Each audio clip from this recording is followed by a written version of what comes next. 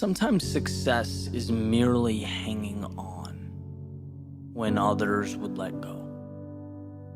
Not doing anything spectacular or out of the ordinary. Not leaping a mile or jumping over a mountain. But simply carrying on. Thomas Edison has a famous quote that's really stuck with me over the years. He says, "Many of life's failures are people who did not realize how close they were to success when they gave up." Right? How close they were to the finish line when they turned their back and said it wasn't worth it. It's really an interesting thing to grasp. Right? Success is seeing what others can't. It's believing when others don't. It's taking the abstract, those visions, those pictures in your head, the make-believe, and finding the courage to make them real, bring them to life. It's this constantly evolving process, and it grows a little bit every single day. Sometimes we feel that progress, we feel the momentum, we do something big and it's exciting. And sometimes the progress feels small. And then there are times when we get knocked down and we don't see it at all. We feel like because we weren't validated that we lost, that we failed, that it wasn't enough. We forget that's part of the process, that progress is a journey. And it goes when you go, and it stops when you stop. Just like that famous Dalai Lama quote, right? The only way to fail is to quit. Period. No one ever stops because they can't. They stop because they decide to. They stop because they see that huge mountain and they think that's impossible. They forget it's only made of little rocks. They stop because they get so disheartened by the distance of the finish line that they forget it only takes a collection of little steps to get there. You don't have to leap the entire distance. You know, I've been there, right? This is me speaking from experience. It took me years to figure it out. And even now, life is rapidly evolving. I've poured my heart into things that, let's be honest, no one cared about. I've invested in opportunities that fell apart right in front of me. And each time it felt like the end of the world. You know, I've been lost, I've been unsure. Gotten up after things didn't go as planned and it felt like a loser. I had to look myself in the mirror and pick myself back up off the floor. But there's one thing that I kept doing that I never thought twice about. And that's continuing on. Whether life lifted me up or it beat me down, my plan for tomorrow was always the same. Get up and try again. Keep going. And as I sat down this morning with my pen and a piece of paper, I thought, what's the one thing I would want to be told if I started out again? What's the one thing that people need to hear most? And it's to simply keep going. Keep taking steps. Because one day the world will start to make sense. And you'll look around and you will be thankful for one thing. That when most would have stopped, you didn't. When the world said no, you said yes. There is nothing so powerful as a soul that refuses to back down.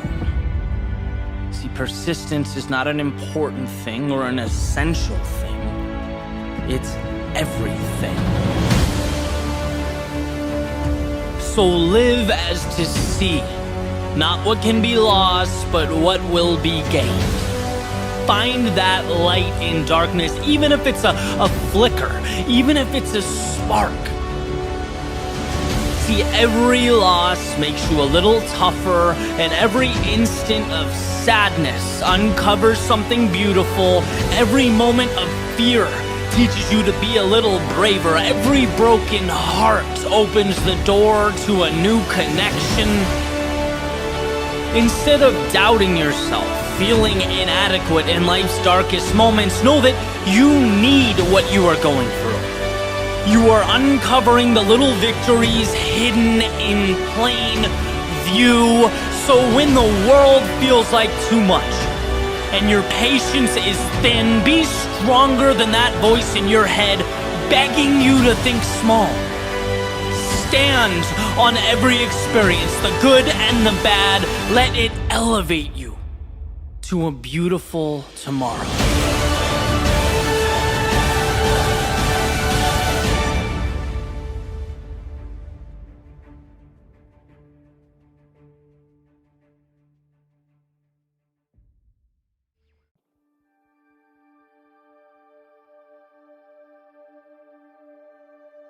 If there's time, then there's time to turn things around. If there is a tomorrow, then there is hope today. The only have-to-be's in life are the ones we prop up and adhere to. And how interesting that oftentimes we don't even realize we're the ones holding them up. There's a simple question that I like to ask as the sun comes up and the coffee brews. Am I living today like it's an obligation or something more? Is it an automatic continuation of the past or a methodical move towards a future that lights me up? And these aren't small distinctions. Right? I've lived both ways. I've felt what it's like to feel both. I remember going to work and joking around that a flat tire would be a real treat. That's not accountability. That's not control. That's essentially living life as a jellyfish floating along with the tide. And while the lack of required output, innovation and planning may have felt like a win in the moment, or a burden lifted off my shoulders at the time, deprived me of that which resides in the soul of every human being alive. Purpose. Personal agency. See, you can only go so far, so long being the spectator of your own journey. You can only go so long looking out the window before you wonder just what it'd be like to be behind the wheel. When we put our actions up against the question, why? It astounds me how many things are done because it's what we've always done.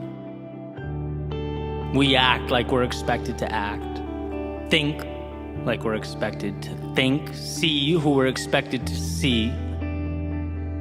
But expected by whom?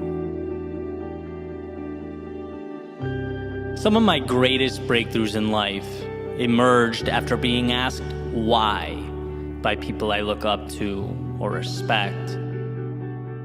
Why have you accepted that? That's your income? Okay, great, but why?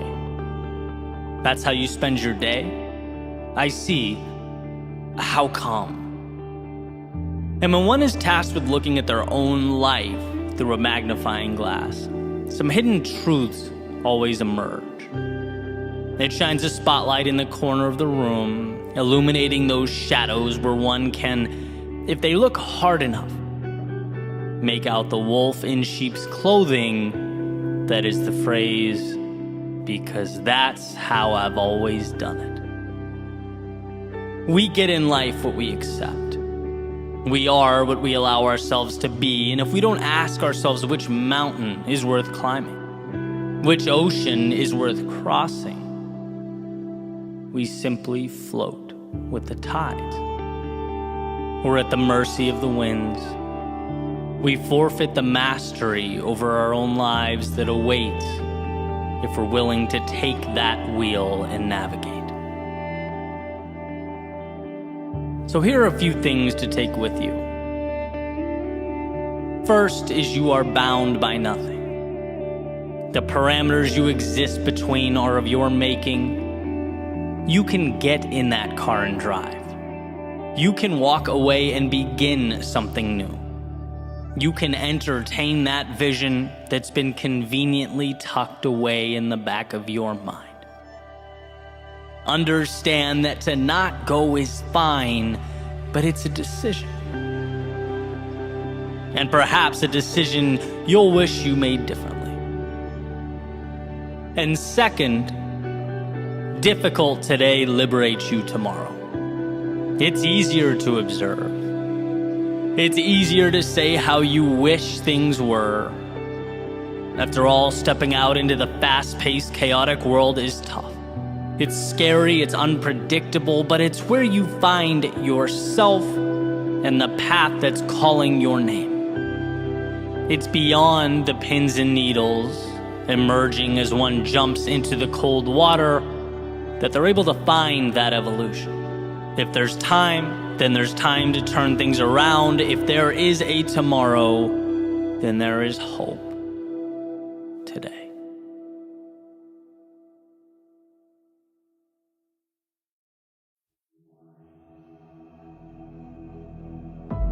What's the difference between simple and easy?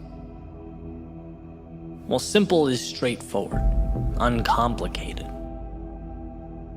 Easy, on the other hand, means achieved without great effort. The difference between those two words is subtle, but essential to understand. One deals with the complexity of an outcome. The other, your will and determination to achieve that outcome. Becoming who you most want to be is simple. But becoming who you most want to be is not easy. Just like walking is simple, yet hiking up a mountain is not easy. The procedure didn't change, the context did. So let's talk about context.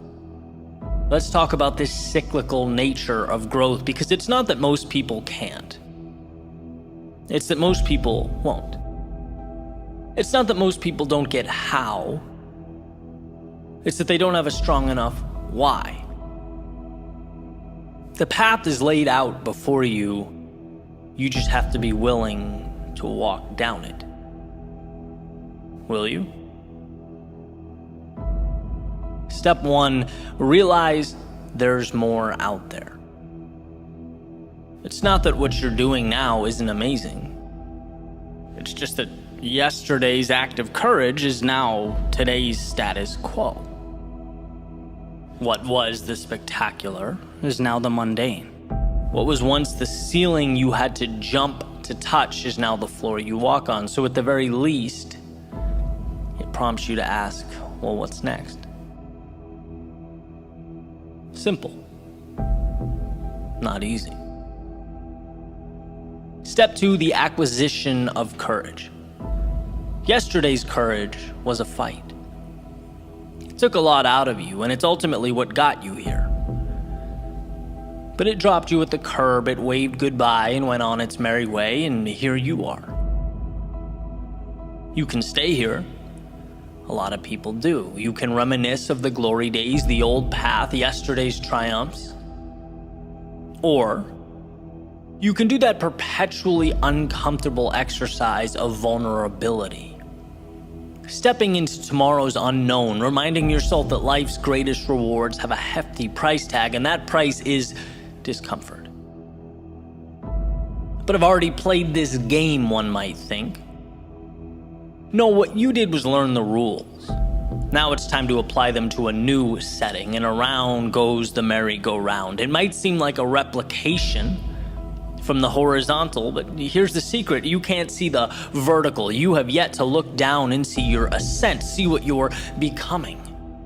Just by staying on, holding tight, just by believing in yourself enough to begin again, you are fanning those tiny flames of courage in your soul that wait to be spread like a wildfire.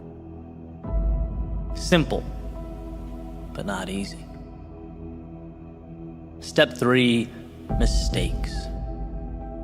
Now, of course, it's not the mistakes themselves you fear. It's what you think those mistakes will mean. Ridicule, embarrassment, lack of direction or identity, losing what you have. But here's the catch. When you realize the upside is greater than the downside, you liberate yourself. When you realize there's more to gain than to lose, your potential for greatness is born. How does one act on this? Mistakes. By making mistakes. By injecting yourself into the turbulence of progress.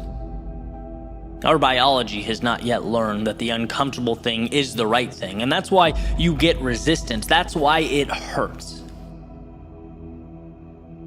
And it's why few people will accomplish what you will. When it comes to your climb, every day is opposite day. When they run out, you're running in. When they play safe, you play for the victory. To become who you might be, you must learn how to get there. Mistakes are your curriculum. Simple, but not easy. Step 4, trust yourself. Okay, sure, no problem, easy. Well, yeah, it's easy when you're getting what you want.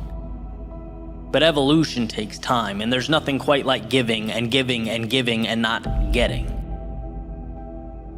There's nothing quite like stepping up to the plate again and again and again and bringing no runners home. So how does one find the strength to continue walking up to the batter's box?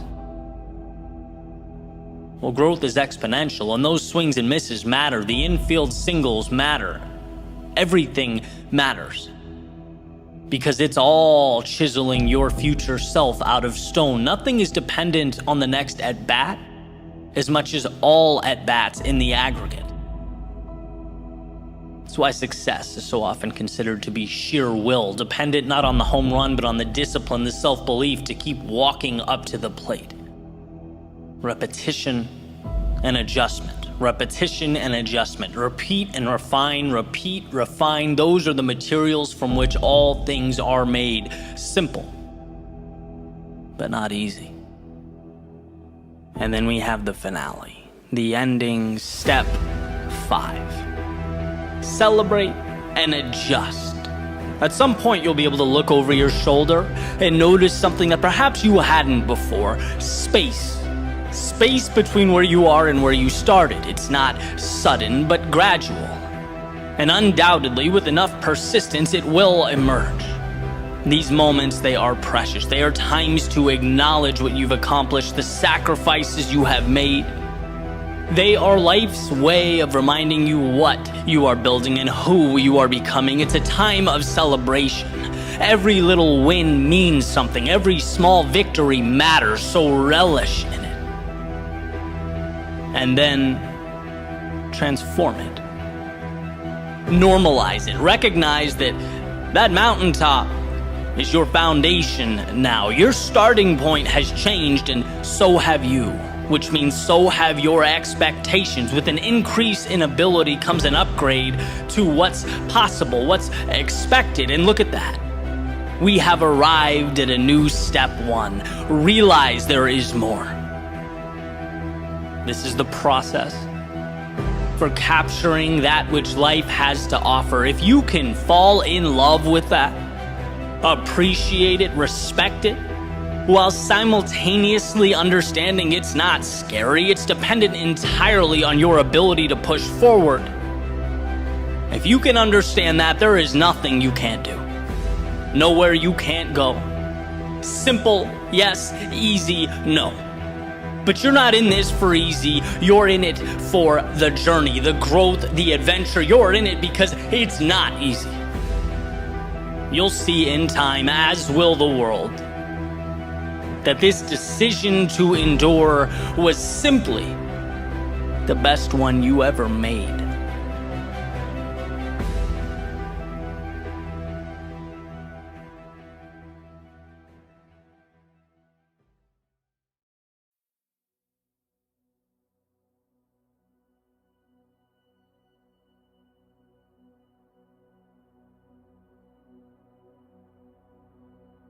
The other day I woke up with a plan. 3 things I had to do. So I wrote them on my whiteboard. They were essentially my objectives for the day. But it ended up being one of those days where things didn't unfold the way I anticipated. And for a variety of reasons, curveball after curveball, with some sloppy decision-making sprinkled in there. Eventually, morning became afternoon, afternoon became evening. I found myself exhausted and looking up at a whiteboard that was showing me I had accomplished none of the things listed. And I hate that feeling. Having clear objectives and not meeting them, right? And so after dinner, I got a phone call, and I found myself talking about how I fell short, getting it all off my chest, letting it all out there. And I got that reassurance that I wanted without even realizing that I wanted it, right? The voice said back to me, Eddie, this happens. It's not a big deal in the grand scheme of things. No one's perfect. You put a lot of pressure on yourself. Tomorrow's a new day, right? That type of thing. And it's like, okay, exhale, time for bed. And the next morning, I was outside relaxing, doing some thinking, and came to this point. And you'll see how these dots connect here in a second. But essentially, I see life as a staircase, right? Where we thrust ourselves out into discomfort, into chaos. And then amidst the storm, we're forced to grow. We step into shoes we were once unable to fill. And what was once bigger than us is now normal. It's every day. It's ordinary because we fought for it. We pushed ourselves through. That's evolution. But now, guess what? That old ceiling has become the floor. It's time to evolve. It's time for that next step in the staircase. Time to thrust ourselves back into the chaos of life so that we can again tame something bigger than us. Take the next intimidating thing and make it commonplace. And as I sat there outside thinking, I found myself to be at that next step, ready to leap out again into the tumultuous winds of life. But this time it felt different. There's an intersection, and I talk about it often, of doing what adds value to the world and doing what makes you content personally. Okay, I think where those two things meet is peak living. That's where the magic happens. And I'm fortunate enough that these thoughts, speeches, episodes, videos, whatever you want to call them, on some days literally reach over 200,000 people. And that's not meant to be a humble brag or anything like that. It's just, to me, so incredible that I can't process it, right? I get emotional thinking about it. My dream is to add value to other people, provide that little lift that might help someone look at their own problems differently, maybe see a path when before they were unable to. That's what it's all about. And then, in addition to that, a parallel track on a personal level, feeling like I'm growing and evolving as well, constantly stepping up those stairs one by one, having the courage to continue fighting those unknowns and making sense of life's complexities. That's why so many of you are on this journey with me. And so as I looked up at that next step, and it felt bigger than it ever had before, I knew the task needed to be bigger than it's ever been, which would require of me one of the biggest changes I've ever made, and that scared me to death, knowing that in order for something to be born, something must die, something must be left behind. I'd been stepping forward for years, and thank God for that, but now it was time for a leap. And so back to that whiteboard I mentioned earlier. If you hang in with me long enough, I usually come full circle. Right, back to the list of goals I missed, the bad day. Why am I so fixated on that? Well, it has nothing to do with the day itself. Everyone swings and misses from time to time. It has nothing to do with those 3 goals. Everyone falls short here and there. That's part of life. It's about the person I want to be as I endure those turbulent times. It's about the strength to handle my own chaos and battles differently. Before you can lead others, you need to lead yourself. And that means being vulnerable. It means being honest. It means looking in the mirror and asking yourself the tough questions. It means being stronger than I've ever been. There will be times that require of me that I push forward without having to hear from my parents or girlfriend or buddies that everything's all right. The next step requires that I trust myself to be the guy in my own life. To have impact in the world, one must find strength within themselves where they didn't know it existed.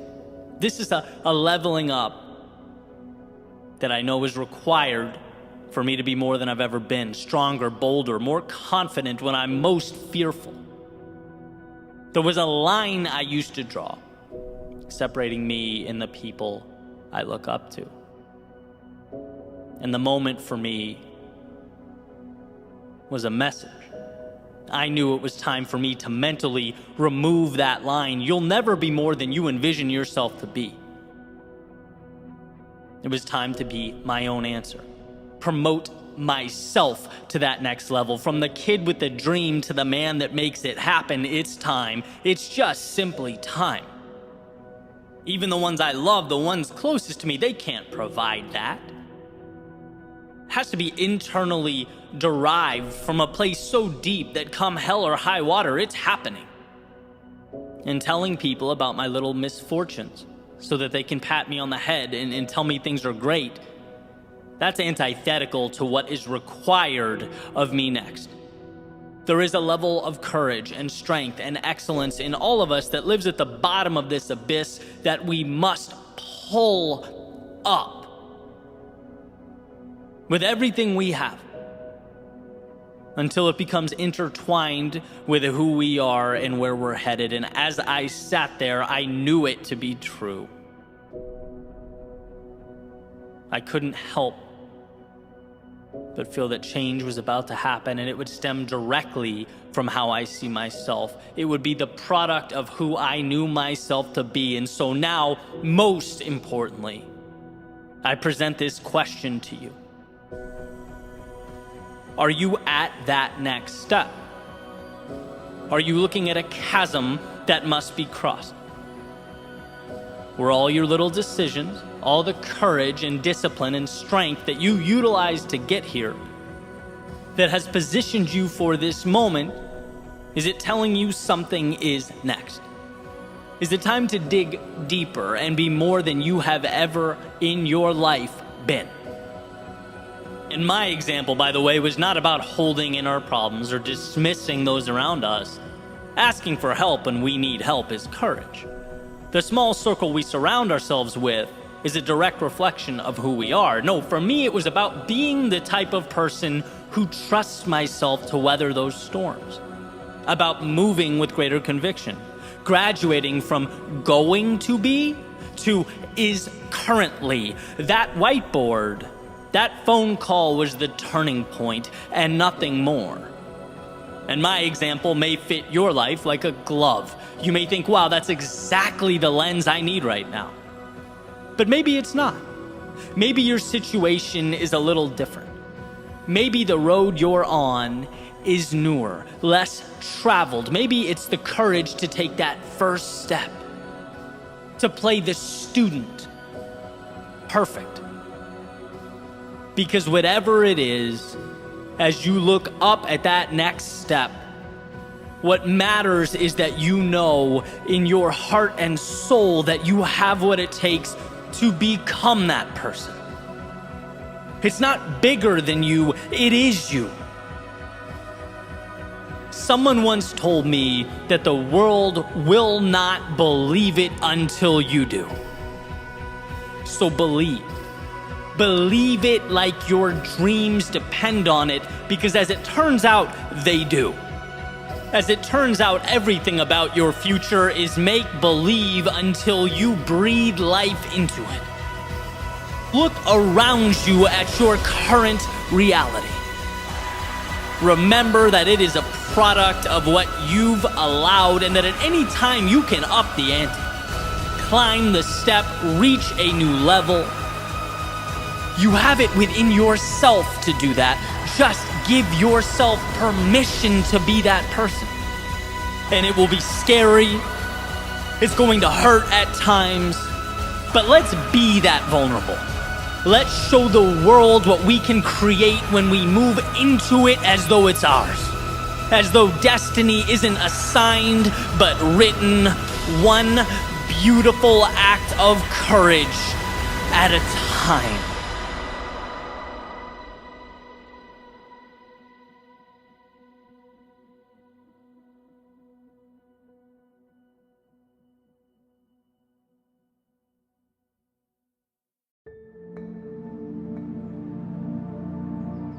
Can life change in a day?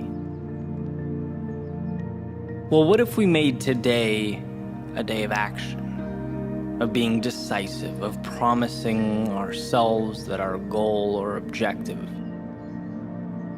is to make a single move, however small? What if today action is king? And we live by the notion that whether the result of our courage is good or bad, whether it's the result we hoped for or the one that we didn't, at least now we have something to work off of. And that means we've moved beyond where we started. What if today we live by the notion that a vision can change our lives? But a vision without that small step is powerless. And today we take that small step.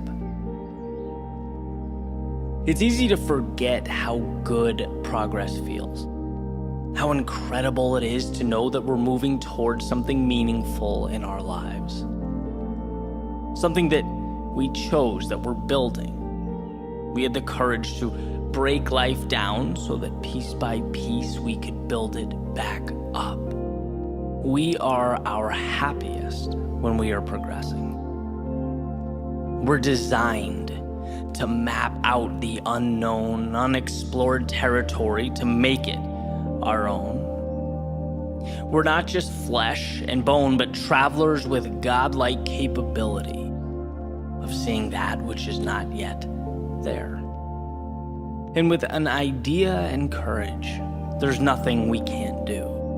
And that's why when we stop seeing infinite opportunity, when we pretend that settling is okay, that the status quo is enough, we know deep down in our souls that something's missing. We need the next door to unlock. So today, let's find just one door that we can open. Remind yourself of the shock wave that goes through your system when inspiration guides an idea and progress turns that idea into reality, because momentum connects every aspect of life. Not hitting the snooze button can mean seeing the sunrise, which can mean you read 3 pages in a book you wouldn't have read, which could mean your day improves, which could mean you make a call that you've been meaning to make, which could mean a dozen wheels start turning, not because you did everything, but because you did one thing. Today can be the day that changes your life. And you don't even need the miraculous to make that happen. You just need to push back against the normalcy of your everyday. Create little microcosms of chaos that you can tame, you can understand, make your own, and then stack on top of each other. today, treat that little voice of uneasiness or nervousness in your stomach as assurance that the path before you is the right one. Remember that almost all decisions are reversible, but that a decision at least puts you somewhere, right or wrong. It moves you along and shows you more of life, the things, the people, the places you've never seen before. And the only bad decision is no decision. Some folks never move towards meaning, towards the things that they want in, well, their entire lifetime, because they didn't realize it wasn't an earthquake they needed to shake the old world at its foundation. They needed to make one decision. One decision that might be wrong, but at the very least would reassure them that wrong decisions aren't fatal. A decision allows you to remap a new reality and take another step and another and another. You can change your life today by picking your arena and simply stepping into it. You don't need to be the best or the greatest or the most innovative. No, that's for another day. Today, if you want to change your life, open the door and step in. You'll be amazed at what transpires.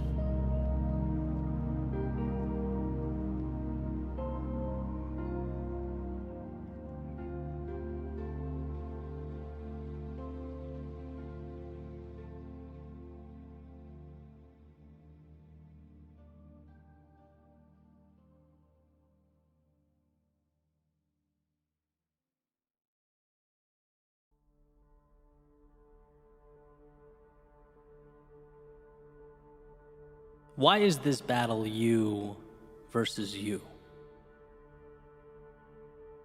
With all the complexity, all the obstacles out there, why are you your greatest opponent? Well, to put it simply, because all those obstacles and all that complexity still can't tell you no. They can't say enough is enough. They can't look back at you and say, let's just settle for what we have now. No, only you can do that. The world may create the landscape. It may construct the terrain and those obstacles. But you are the sole decider on where along the way you stop. You decide how far you want to go and how much you are willing to endure. When it comes to your advancement or limitation, you are in the driver's seat. I just picked up a copy of Will Smith's recent book, and one of the ideas that stood out to me was resilience. And this part in the book, it's actually kind of uncomfortable to get through, but incredibly powerful. He's talking about his childhood and the polarity of his father's personality. A man who would do anything to provide for his family. He took pride in that and saw it as his primary responsibility. But simultaneously was their greatest source of pain. And he mentions his father, hitting his mother from time to time. In one particular example, struck his mother in the face so hard that it knocked her on the floor. And as she stood back up, she said something along the lines of, "You can hit me, but you can't hurt me." And that was the first time Will understood as a child the difference between what the outside world inflicts upon us and how we choose to react to that occurrence. That understanding is power. It's why you are the author of your story. In the sense that every single thing dropped at your feet, every situation, every occurrence, they come with an implicit question attached, a question that you and only you are responsible for answering. The question is, what does this mean? And how you respond to that question determines whether you go left or right at that metaphorical fork in the road. Does the occurrence detract from your ambitions, or is it a multiplier? Does it confirm your doubts and insecurities, or is it your reason to rise to the occasion? An opportunity to stretch, to evolve. That's a gift. That's an invite. Not some sort of divine punishment. But the challenge is removing the layers until you arrive at the value. And it's hard. But you get there by saying yes. You get there by choosing to see the value. And here's a quick example. My favorite thing about athletics, which was, for me, a ton of running. Now I throw more interval training in there, but the same concepts apply. It's a chance to remind myself that I don't negotiate with my weakness. I don't give myself an opportunity to rationalize with the voice that wants me to quit. That question, that fork in the road, I answered it. I charted its course before the workout started, knowing this is going to be uncomfortable at times, but it's where I need to go. There will be no more thinking from here on out. And so today's workout, for example, switching deadlifts, burpees, to squats, to core, you don't think. You see the next requirement, the next task, and you simply say yes. You don't need your mind for this. In fact, you go before your mind even knows where it's going, because that dotted line has already been signed. And that was the breakthrough for me. When you separate what you have to do with the hurt associated with doing that thing, you free yourself. After all, what's there to hold you back if you can't talk yourself out of doing things? See, we tend to think our greatest adversity is the pain, or the confusion, or the unknown. But it's like, no, those are the byproducts of doing anything of significance. The adversary is the voice that begs you to slow down because of those things. And if you can figure out in your own life how to create space between the two, how to separate the task and the discomfort often brought about by the task, there's nothing that will ever be able to slow you down. And look, I'm not saying that you walk around without ever utilizing the power of that brilliant mind you possess.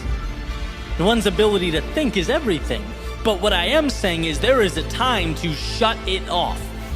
There is a time in which, to avoid overthinking, we simplify. Action, reaction. One more mile, okay, end of story. 1 minute of jump squats next, roger that, period. It's taking the emotion out of the process, refusing to leave the door cracked for the inner dialogue that says, hey, maybe you don't do this. Maybe you slow down. Are you sure you can handle what's next? No, all of that is tuned out. It's assignment, go. Next, go. Next, go. You know this is the right thing. You did your thinking before grabbing the sword, shield, and stepping into the arena. Now guess what? It's instinct. It's doing what has to be done. And what has to be done hurts. And look, you didn't have to accept that. You didn't have to step in. You could have stayed home, but somewhere along the way you looked in the mirror and said, the difficult path is the one with the value. And now here you are, face to face with hungry lions, clashing swords with your adversaries. There's no turning back now. Now is when you parse out pain from the objective. The pain is now part of the audience. It's not with you or in you, it's watching from above as you do what you came here to do. So yes, those swords clash, but the eyes remain focused on what's ahead. And yes, those lions roar, but that's background noise. When you simplify your world into objective and action, objective, action, objective, action, there is time for nothing but forward progress. And sometimes that is all that is required of us. In the face of adversity, in the face of pain, self-doubt, in the face of discomfort, can you break your world down into nothing but one single step forward? One more set, one more rep, one more session, one more attempt, just one more. No rocket science, no negotiation, there's nothing to figure out here. It's walking the path before you. It's the discipline to carry on. It's one more swing of the axe. Audience or no audience, lions or no lions, you are bound to the universe at your feet. And that simplified concentration is why you will succeed.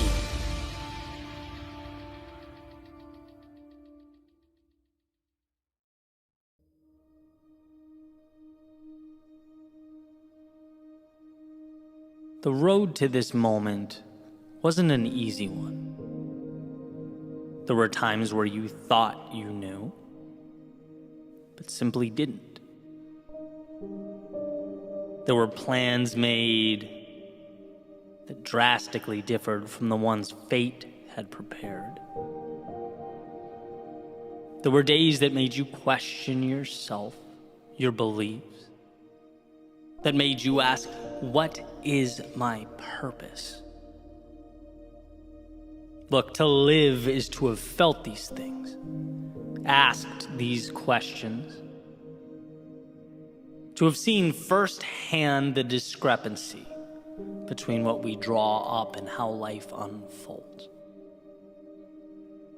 And I think about this discrepancy often. The swings and misses, they hurt. You know, that quick shiver you feel down your spine when thinking about the wrong turns made. The tugging at your heartstrings when reflecting back on things said, or perhaps worse, left unsaid. It's easy to get lost in that feedback loop, letting the past dictate the present, letting yesterday define today. But here's what I've come to see as the truth.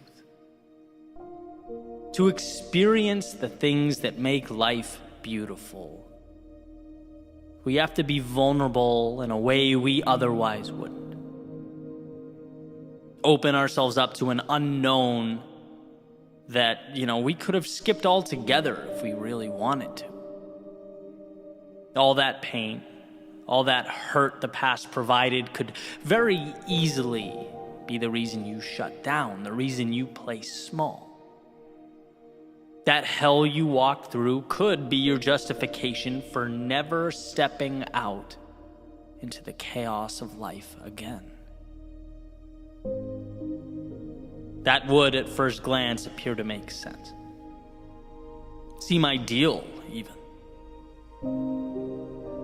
But that pain could also be the reason you look around you and say, after all that, after experiencing everything life threw at me, I'm still here. And as I stand here now, I'm looking out at an array of possibility that is infinite.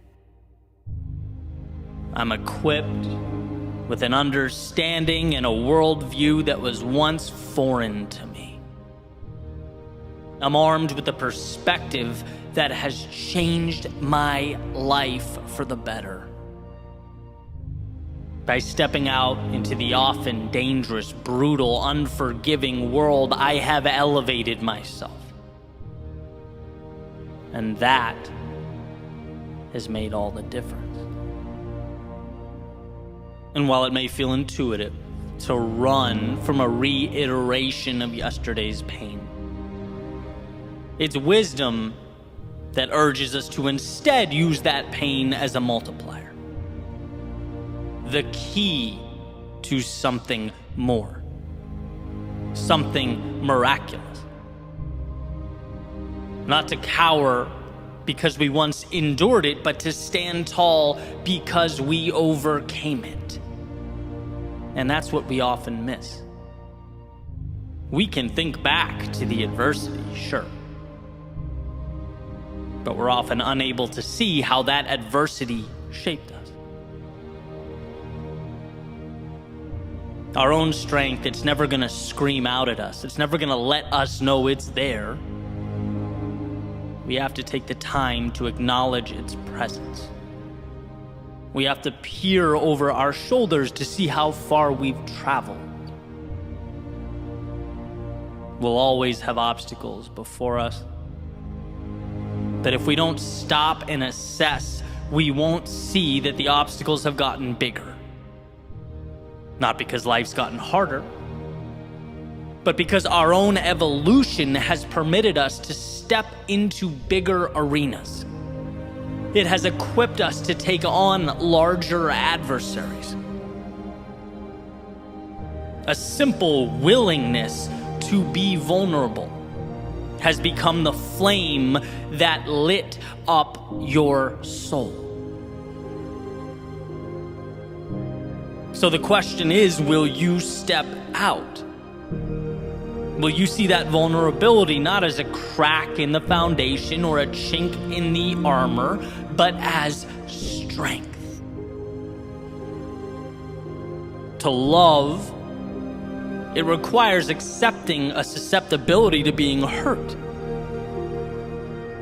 To play the game requires an acceptance that you just might come up short. To bet on yourself means understanding that you might fall right on your face. To want more than you have now means acknowledging that you might be humbled along the way. This is what it means to live. Giving a piece of yourself in order to acquire that which means the most. The torturous, often counterintuitive willingness to step out into the darkness of night when your heart races and your mind moves 1,000,000 miles a minute. That's vulnerable. That is power. And it's an investment in a tomorrow that otherwise would not have been available to you. You are not your past. You are the wisdom derived from its lessons, the courage removed from its trials, and the hurt that was perhaps at one point the only thing you felt. It's not your reason to shrink into yourself. It's your reason to step back out, to say to the universe, I have the strength to again dance with the unknown, to risk the short-term discomforts that life often hands out like candy in exchange for the chance years from now to look at your reflection and say, I got back up. I did the hard thing. I followed my heart. I wandered into that darkness to obtain the wondrous reality that is, for a time, concealed. I did that. So love again. Grow again. Try again. Build again. Believe again. See again. Feel again. Step out into the world again. This is who you are. Underneath the fear and insecurity, underneath all those reasons to not go, there lives the beginning of the miracle that is life. And it won't be easy. The timing will never feel perfect, but the question will always exist. It will always exist within an arm's reach of where you stand. Can you be that vulnerable? Can you be that courageous? And not just when things are going well, but amidst the turmoil, the chaos, the self-doubt, when your memory only wants to play highlight reels of where things went wrong, where you swung and missed. Will you choose to see those moments not as the chains that confine you, but as the strength that elevates you? Will you be vulnerable enough to give away some of you in order to expand and transform all of you?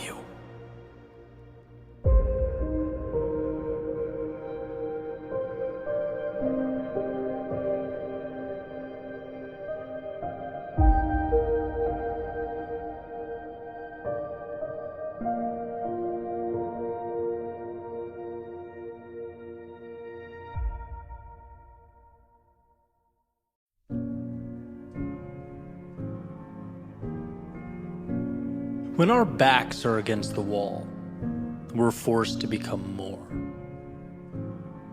When the clock is ticking, we are tasked with finding answers that hide among us. It's in the darkness we find light, and while lost, we find ourselves. The paradox of life is that from our pain comes our purpose, our evolution, and our greatness. I love thinking back to about 2014, making my way around Boston, having just quit my job, essentially purposeless, clinging to a YouTube channel and a podcast idea that I would name Your World Within. And why? Why do I think back? Why does this mean everything to me? Well, because at the time, I knew nothing. I understood nothing. Nothing about speaking or media, audio, video, nothing about running a business. But more importantly, I knew very little about life and what's truly required to progress in a world with infinite moving parts. I didn't know that my lack of understanding is what made everything feel overwhelming and complex, and that it was up to me to simplify. I didn't know the extent to which I'd have to befriend failure. And that was the most eye-opening realization.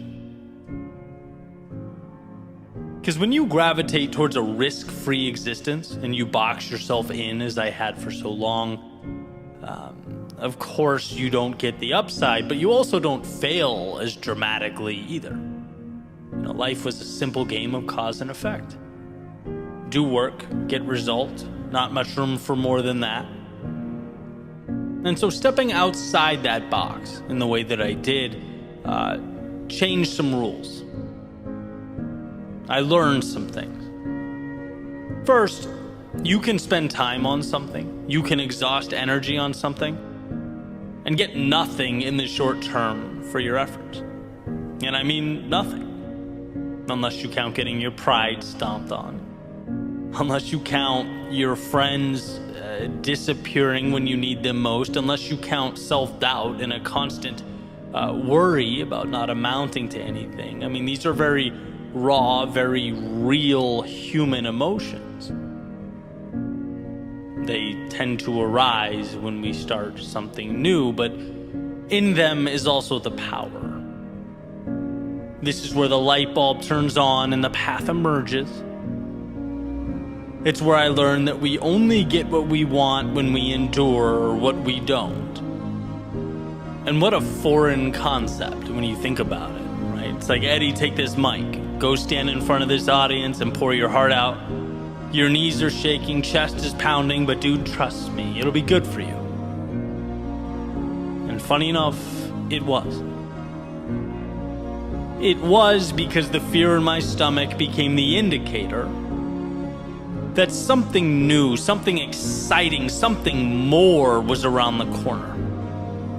Like Pavlov's dog hearing that bell, Anytime the fear kicked in, I could feel myself getting closer to something meaningful, to a higher version of myself. The pain is an invite.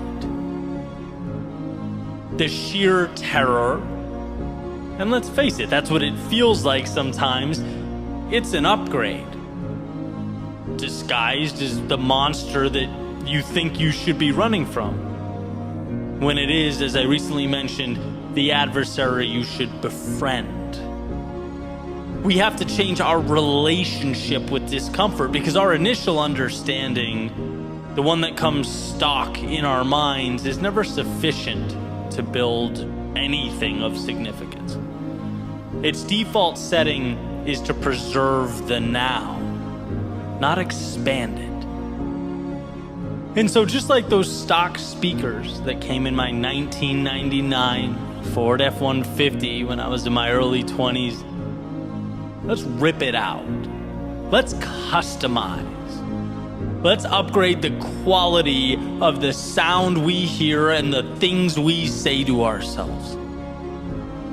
What an advantage it is to know that the hard things are what make us level up. To find that awareness. What a blessing that when life's difficulty startles and scatters the masses, you could be the one that remains, standing tall, seeking out the advantage amidst the commotion. Every little act of courage becomes more and more meaningful, powerful. But we must lose ourselves to find ourselves. We must embrace our fears if we are to become courageous. We must fail in order to succeed. And sure, sometimes the price seems steep. But I promise, not going costs more. Wishing costs more. If onlys cost more. So maybe for you it isn't a YouTube channel or a speaking career. Maybe it's something totally different. But it is something.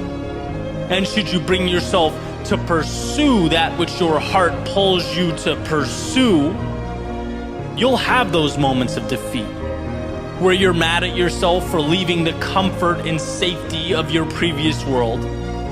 You'll have times where you have no idea what to do, where you feel alone or stuck or unsure. The difference will be whether you see this as the invite you've been waiting for or the reason to turn around and settle for less. That's the question. How do you internalize all that emotion that will feel like it is consuming you? I couldn't believe how strong that temptation was to go back, nagging at me every day. Just come off the edge. Just be comfortable again. But as my old coach would say in college, when we're doing wall sits or something physically taxing, 15 seconds. You can do anything for 15 seconds. And isn't life just a culmination of 15-second windows? It's compartmentalizing the process. It's turning the difficult into the advantageous. You have the ability to not think like everyone else. You have it within you to rewire your previous conceptions of the world, to see darkness not as your reason to hide from conjured up monsters, but as your invitation to become the light. Remember that the best way to be more is to have the courage to put your back against the wall. And you won't want to in the moment. There will never be a perfect time.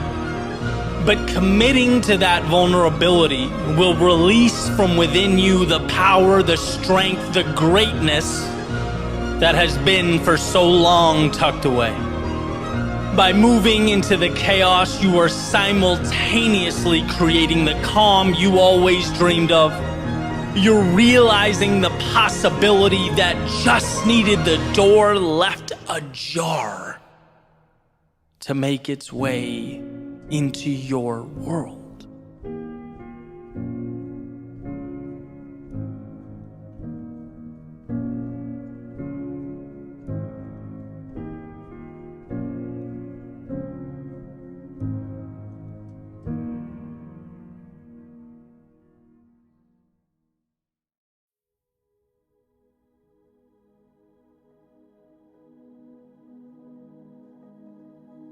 Don't you dare reach for your pocket, I told myself. In fact, take that phone and go put it in another room. Shut your internet off, set your devices to do not disturb, and think. Please, think. You are losing yourself to distraction. Or as Cal Newport puts it, we're in a world that demands more thought, more deep work than ever before, while we all simultaneously become more and more incapable of that focus. And to me, it feels like more than a chuckle at our outrageous screen time or a self-deprecating joke about how reliant we are on our phones, the dopamine hit. I think it's antithetical overall to what we need, to where we find our purpose. Which is a dichotomy that's frustratingly true with so many things. Like that balance. For me to have a digital business that means so much to me, that I'm so proud of, but also tiptoeing around that same digital world like it's a hungry lion capable of devouring me. Right? That's a real feeling. It's water that's foundational for life, but in too large a quantity will kill. It's the sun that, while integral and responsible for this planet as we know it, also has no problem ending, anything that's too openly exposed to its rays, to its heat. There's always a sweet spot between too much and not enough. Right? That happy medium, that intersection is why we're all here. Because when I don't take time to deeply think, when I lose the big picture, I remain in a cycle of routine. And sometimes that's great, right? Morning routine is great. I don't really have to think about it. I'm programmed. Things like driving a car, as Duhigg explains in The Power of Habit. Your foot stepping on the gas. It's involuntary, and thank God for that. But one must be able to step outside that loop and ask the big picture questions. We have to make time to at least roughly chart the course. And it'll change. Life will present its obstacles, but we'll have at least parsed out what matters and what doesn't. When life is all habit and reflex, when you've lost the ability to examine the self because 1 minute alone with your thoughts is agonizing, well, you won't be able to see past the surface of who you are and what you're capable of. I want to be clear here, this is not me complaining about perhaps the most prosperous society ever to exist. This is me saying, there are some dangers that we way too easily overlook. That when you outsource your thinking, you outsource your future. And it's not hard to fall into that trap. I just referenced the book Deep Work a few minutes ago. I think it's one of the most important books someone can read in this day and age. Cal Newport talking about separating ourselves from distraction. I remember the day I first listened to that book, I was sick, so I wasn't on my usual run. I was walking, and because of that, I felt this urge to, as the book was playing, to reach into my pocket and check for notifications. And it was eye-opening. It's like we are scared to completely immerse ourselves in solitude. But solitude is where we uncover so much. Silence is where we hear what our souls have to say. It's where we understand who we are. My favorite Joseph Campbell quote, "The cave you fear holds the treasure you seek." And man, I hate to say it, but I think being alone, even for a short period of time, is that monster lurking in the cave.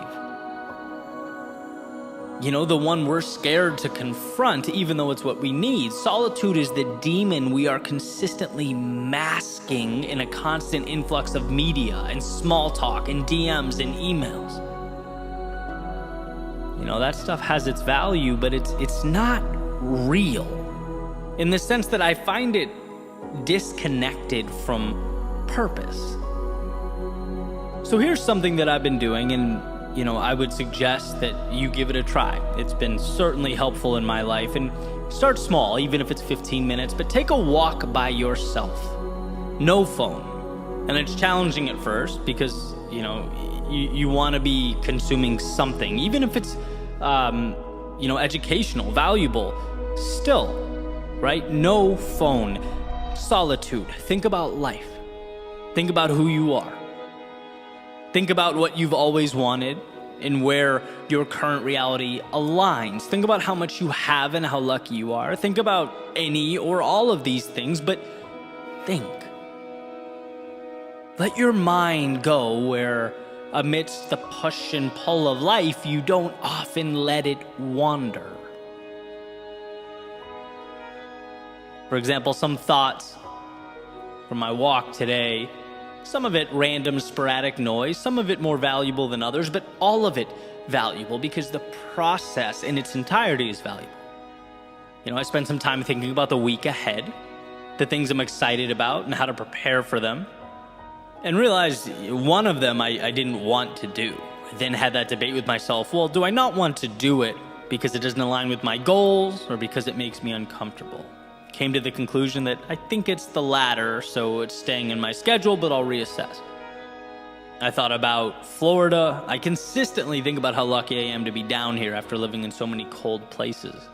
It's just such a beautiful environment, and one that I don't take for granted. I thought about a statement I just heard from a professional athlete after his surgery, talking about how hard it was on him, but that he would rise from the ashes and he would have the best year of his life. And, my mind went to one of the most important rules of leadership, that it's not about you or your rise or fall, right? To lead is to make it about the team, about the overall goal. And how grateful I was to come across that video, to see that and really dissect it. Sometimes the best ways we learn is by seeing what not to do, right? And I'll take that with me. I'll take that understanding with me on my own journey. Last thing I remember, I thought about some of the books I've been consuming. I've taken in an insane amount of books over the years, but I've practically stopped reading physical books, right? And now I consume mostly on Audible or other audiobook methods. Made me wonder whether the value is equivalent. How much that varies from person to person, maybe something to research later, right? That's all I remember as I sit here now. But the point is, this is stuff that if I don't immerse myself in solitude and break through the barrier of boredom, I don't get to. And maybe you go through a week where you don't find much. But as the saying goes, right, one idea, one concept, one epiphany can truly change the dynamic of your life. It could change everything, right? There are answers just beyond the realm of distraction we operate in. Some of them pertain to trivialities like the audiobooks and the cold front. Some of them pertain to your goals and your development, who you are, where you're going, and how you'll get there. As Newport says, to simply wait and be bored has become a novel experience in modern life. And while his emphasis and focus is primarily on work and creating an environment to be productive, I want to suggest that it's not only our work that needs saving, but ourselves. We can't lose touch with what matters most. We can't become so shallow in our thoughts and our actions that the beauty remains buried away. There is something in you that's untapped, unfinished, raw talent or desire. There are pieces of you that need to be assembled, and if left alone, will wither away, unremarkably, quietly, and probably without your noticing. So my ask is that you think of this as more than, me cheering on long walks. It's not about the walks, right? It's about time alone with yourself and what that opens up for you. It's about recognizing the spaces we need to carve out from the outside world. so that when we re-enter the outside world, we know who we are. We understand where we're headed. We don't go where the wind blows. We are able, as the saying goes, to adjust our sails to get to our destination. All you need is more time with you.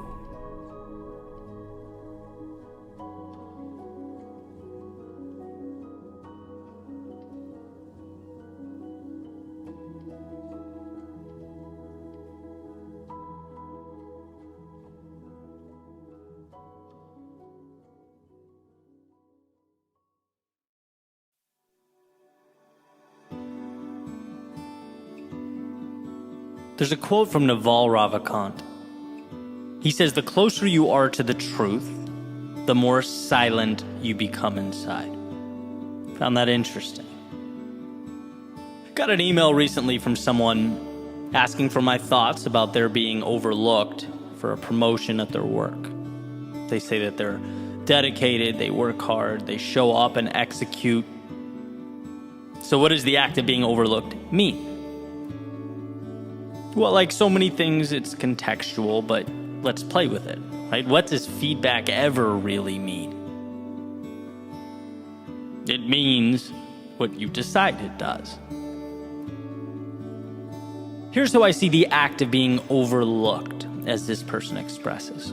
Let's look at it as an iceberg, that rejection as a floating block of ice in the Atlantic, and the top, the piece that's exposed and above water, the smaller piece, is your chance to look around and self-reflect, to ask why. Where are the places I could strengthen myself? The gaps I could close and the spaces I could occupy. You know, disappointment, it causes us to self-reflect, and that can be a valuable thing. There are often tangible, quantifiable reasons we didn't hit the mark, and I think that top of the iceberg is our recognition that we have things to do, places to go, and what better a time than now to start moving in that direction. Now, the part of the iceberg underneath the water, supporting all that, there has to be a foundation of self-belief, of self-trust. Not only a hardness and understanding that you are not defined by rejection, but also a certainty that things will work out. That you might have to stumble, fall, even aimlessly wander for a set period of time. But when your focus is on a particular North Star and you are serious about it, committed to it, you'll find a way. And being overlooked in any capacity is not defining, because right now is not an end. You decide where the end is. And there just so happens to be a lot of space between that point and where you stand now. The vast majority of an iceberg exists under the surface, and that's valuable here, because I believe that the differentiator when it comes to success and failure is how one internalizes the process and their place within it. If you know you're going to succeed, if you are confident in yourself and who you are, then the little wins and losses along the way tend to mean less. Getting overlooked in any capacity is a nice little bit of feedback, but in the grand scheme of things, it doesn't hold the weight we tend to give it when we're less sure of ourselves and the process. So let's get back to the quote. The closer you are to the truth, the more silent you become inside. Well, here Naval is stating in one of his podcast episodes that the wiser someone becomes, the more quiet or stoic they become. Referring to the character that I allude to all the time in this podcast, the loudest person at the table, right? Always talking or seeking attention. Often this character's overcompensating for something. And that's what Naval is, in my opinion, properly stating. But I want to hijack the quote a little bit, because I think this applies to our own mental chatter as well. When we are sure of ourselves and what we're doing, the internal dialogue is reduced. When we believe ourselves to be correct and in line with our values and our vision, the mind tends to be calmer. And I can use this YouTube channel and podcast as an easy example. Right? I have self-belief when it comes to my ability to do this. I've invested years and years and believe that over time it's become a strength of mine. So when that inevitable negative feedback or comment comes in, which happens, right? It's the internet.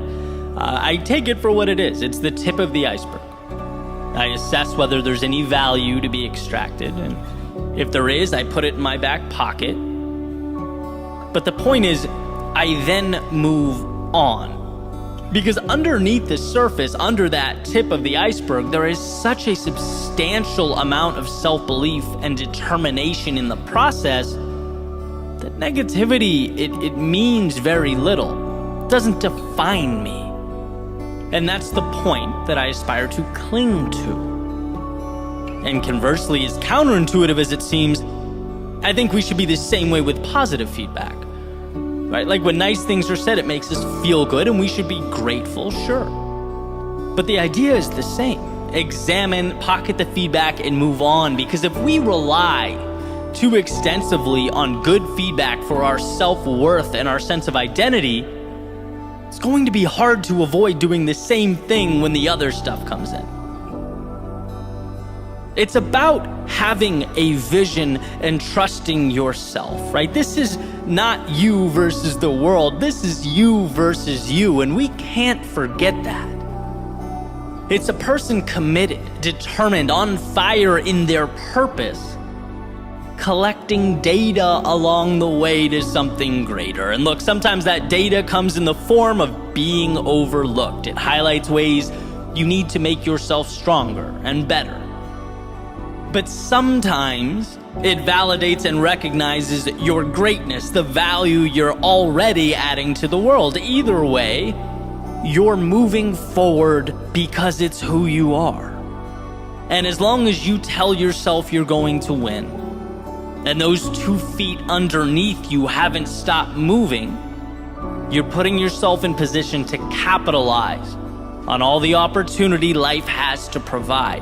You are going to see the compounding of all those steps you took. The ones you took when it hurt, and the ones you took when it didn't. When you were sure and when you weren't. When you had all the energy in the world, and when you barely got yourself through. All those times, they mean something.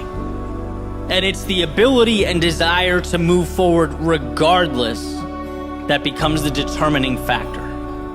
If you know that, the mind can be at peace. Life is happening for you, not to you. The obstacles become much needed information, and the victories further contribute to your momentum.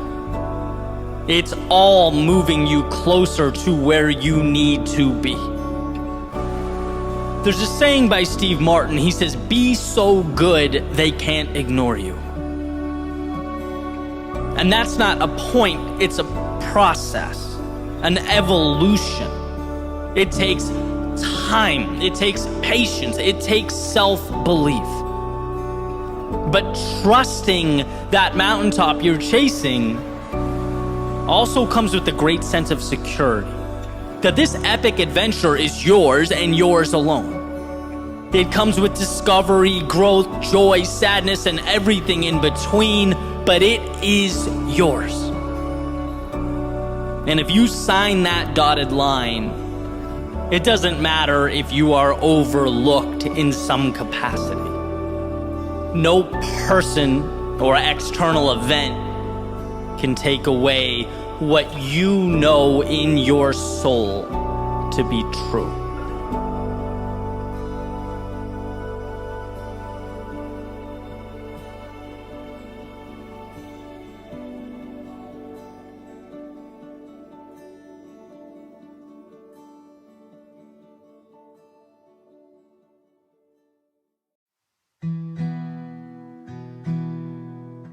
sometimes the inspiration doesn't come to you. No, sometimes you have to go out and find it. When it hurts the most, when the deck seems stacked against you, when the road to travel seems to be longer than you can endure. These are the times we're tasked not with waiting, but with creating. And those lows, they become highs because they force us to self-assess. To look around and say, I don't want to feel this way anymore. I'm done tolerating X, accepting Y, associating with Z, and so a bridge must be created to something. And your question is simply, what's that something going to look like? Here's what's interesting. Knowing what you don't want is often the beginning. It breathes life into a first step. Maybe you look up and you have no idea what step 2,000 or 3,000 looks like, and that's perfectly okay. You don't need to know exactly where you're headed, exactly what the top of the mountain will look like. What took me forever to figure out is knowing that here isn't right for you, wherever here is enough. Because it is the beginning. The engine that makes it all work. You don't owe explanations. Apologies aren't required of you. All you needed was that feeling in your stomach that more is out there, and perhaps you've been depriving yourself of it for a tad too long. You just need to leave scarcity behind and train your eyes to find the abundance you exist within. The other day I saw a quick interview Tiger Woods was giving. And I'm not really a big golf guy, but when the greats talk, I listen. And those who have been following him know that he's had kind of a rocky past, right? A very public, family situation to injuries, surgeries, a recent car accident. And you can only want someone like that to rise from the ashes, right? I feel like everyone's rooting for him to rediscover the dominance he once possessed. And basically in this interview, the interviewer's asking him about day one of the Masters, where Tiger played well enough to make the cut. He survived day one and was about to continue the tournament into the weekend, but it certainly wasn't the best golf he's ever played. And so upon reflecting on it, he says, and I'm paraphrasing, things aren't the way I'd like them to feel, but I've given myself a chance. And I love the way that sounded, right? Not just because it came from a man who's been metaphorically battling uphill for what feels like some time now, but because it's how we all reemerge from our adversity. It doesn't matter what happened yesterday. Your past, all of it, the ups and downs, the bumps and bruises, they've all brought you here. And if life is one giant tournament, you've made the cut. You get to play in your Masters. Tomorrow is coming. And it brings with it the chance to right the ship, to discover the undiscovered, to find yourself again. By showing up today, you've given yourself a chance, and that is the most powerful thing one can possess, a chance. I think too often we look at what we don't have. We spend our time focusing on the holes, the blank spaces, the gaps, instead of looking at the opportunity we've created to pivot wherever we deem necessary. The flexibility is the asset. but only valuable when we recognize and utilize it. And yeah, that can feel like a tall order when we are not at our best. When we're operating at a level that, let's say, is less than ideal. It's easy to see all the problems we're going through as supporting evidence that the world is bigger than us, that we are outmatched by life. But really, all these things that have come together to create our current state, they're nothing more than life providing you a chance, an opportunity to turn the page. I'm a tiger, those lows, those setbacks, and perhaps even the personal anguish one would assume would accompany those things. They've given him the gift of now, and he recognizes that. Just like everything that has paved the way for you has done the same. It's created the conditions from which you can now grow, further evolve. It's providing a little nudge towards those things we need to do, but maybe sometimes drag our feet a little too long. So when the world throws you curveballs, how about seeing the situation as a chance to hit off speed, to step up to the plate and make something of what we thought was misfortune? When one trades, it's happening to me, for it's happening for me, you're presented advantages that were previously unavailable. They weren't there. And not because they didn't exist. They weren't there because they weren't recognized. Because perhaps you saw the very thing that could help you as the thing that would hurt you. But regardless, here you are, sharpened by the mistakes you made and shaped by the lessons you learned. You are here. Not to relive the past, but to create a new reality, write a new chapter, walk a new path. You are here. And wherever next happens to be, let it unfold because you chose it. Let it evolve because it's who you are. Leave the stands and make your way to the stage, where sure, the stakes are higher, but so is the upside. I often talk about the power of looking over our shoulders at those highs and lows from time to time. Not because they have power over us, but because they have made us powerful. Look at all you've endured. See all that you've overcome, and for what? Well, to put it simply, for the gift currently at your fingertips. The chance to say years from now that sure, you lost yourself. Things became chaotic, confusing, convoluted. Maybe you were unsure. Maybe at times you even felt alone. But those times, the same times that could have kept you down, instead reminded you what you were capable of becoming.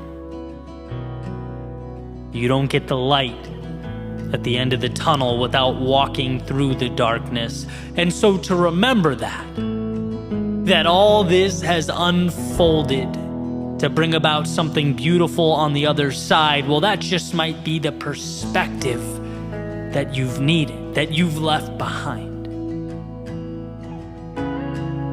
The world will only give you what you ask for, and so right here, right now, instead of accepting a continuation of your past,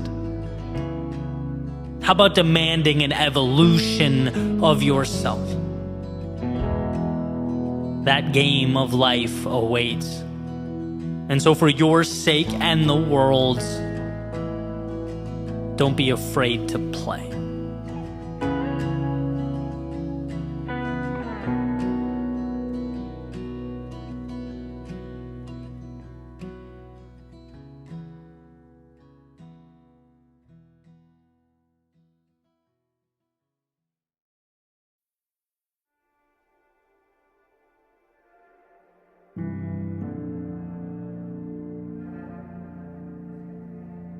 She had a picture framed on the table that said, "Make today amazing." Placed there to remind her just how much of life is a choice. How much we get to decide. It symbolizes that on our worst days, life hands us lessons. And on our best days, the highs of existence. During our low points, currency, and during our high points, the chance to cash it all in. Yeah, make today amazing. Because today's are few and far between. Today's are not an inconvenience, nor an obligation. Today's are what it's all about. Today is the big show. The answers we look for. The destinations we long for. Today is a place of dreams. That is, if you choose to leave room in your world for dreaming. Today is the beginning of wherever next is for you. A chance to see the new and normalize it, to stretch, to reach further out and pull impossible a little closer into your orbit. You can do that. And while one often can't control what they are given, they can control what becomes of what they are given. Like architects and designers engineering what will be and what the malleable world around them will become.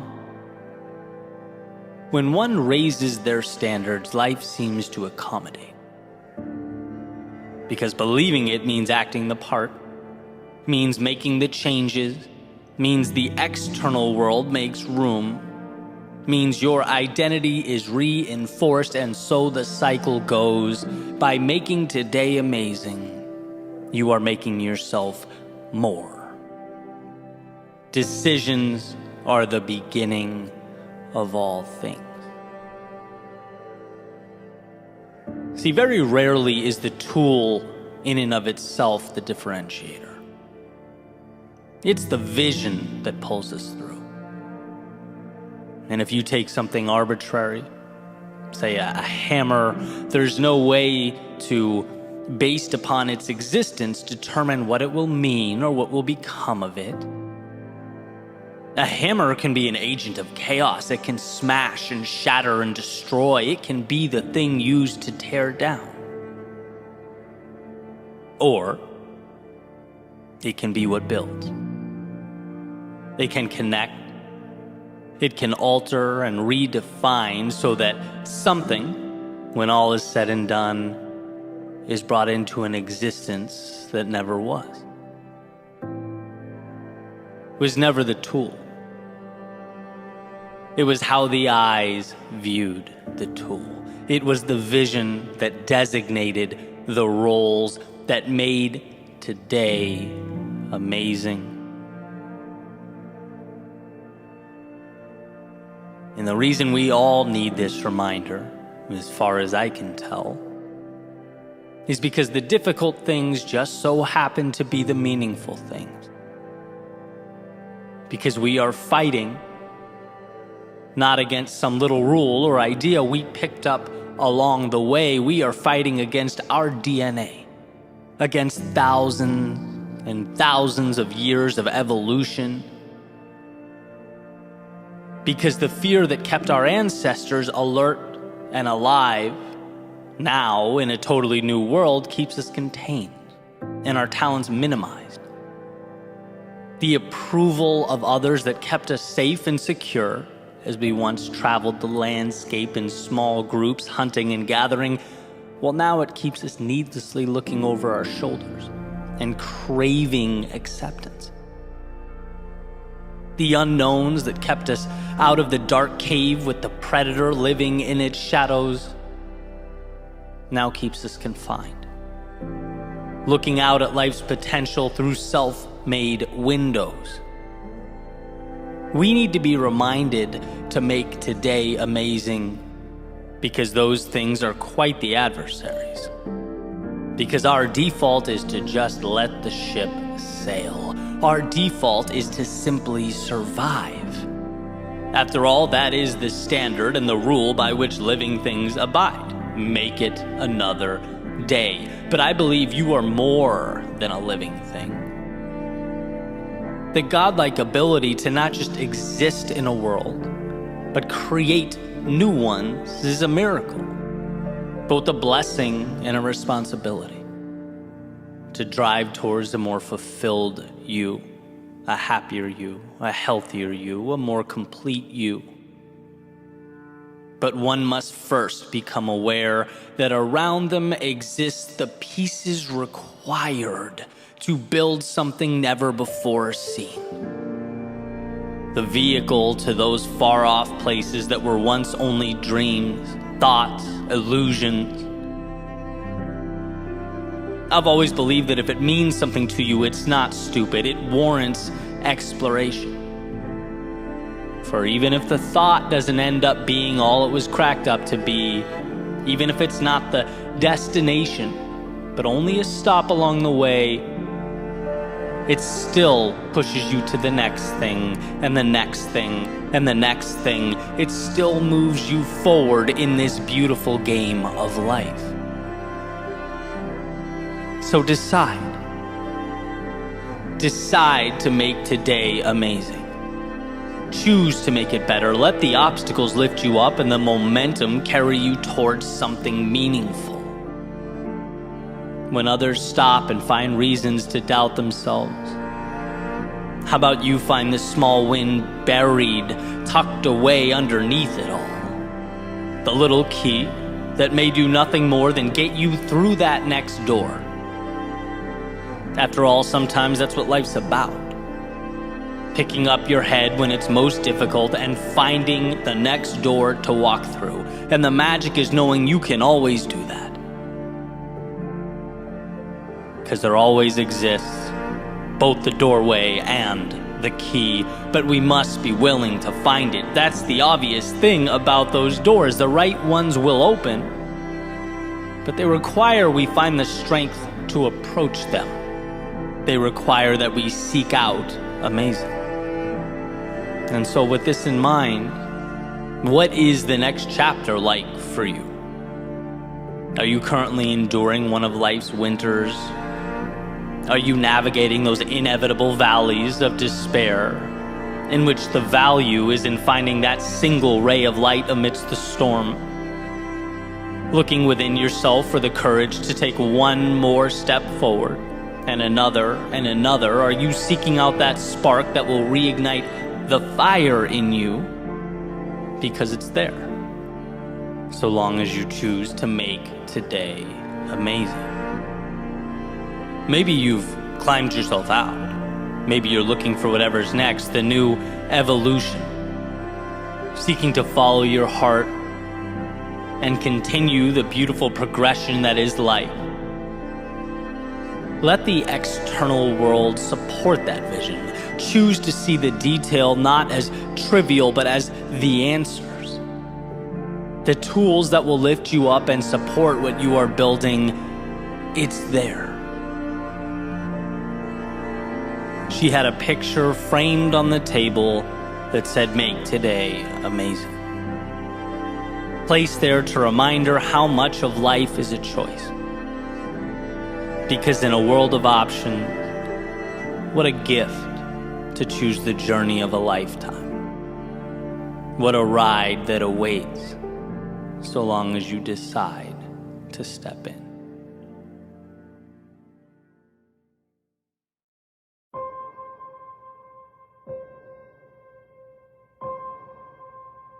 There's a quote attributed to Lincoln. He says, "Be sure to put your feet in the right place, then stand firm." The other day I was listening to Dan Carlin's podcast called Hardcore History, which, side note, is an incredible podcast. Guy's a brilliant storyteller. And as I was listening, there's a specific idea that I wanted to dive into, an idea that I believe if we make an effort to understand and fully commit to, is capable of changing our lives.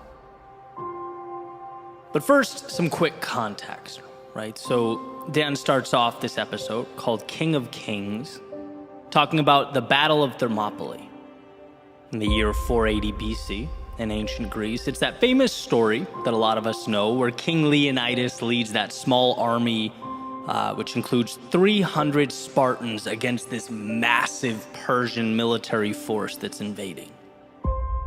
And the quick version is essentially Xerxes, who's the king of the Persian Empire and in charge of that massive army, tells the much smaller Spartan force that if they lay down their weapons, if they submit to him and let the Persians pass, no harm will be inflicted upon them. They'll be free to go about their lives. And here's the famous line. In response to the Persian command to lay down their weapons, the Spartans respond, "Malan labe," which means, "Come and take them." It's the Spartans' way of saying, look, the only way we're laying these weapons down is if you rip them from our cold, dead hands. Right? With everything on the line, the odds stacked against them, the ground beneath them basically shaking from the march of a far superior fighting force moving directly towards their location, they would not let go of their principles. They were fighting for something bigger than them.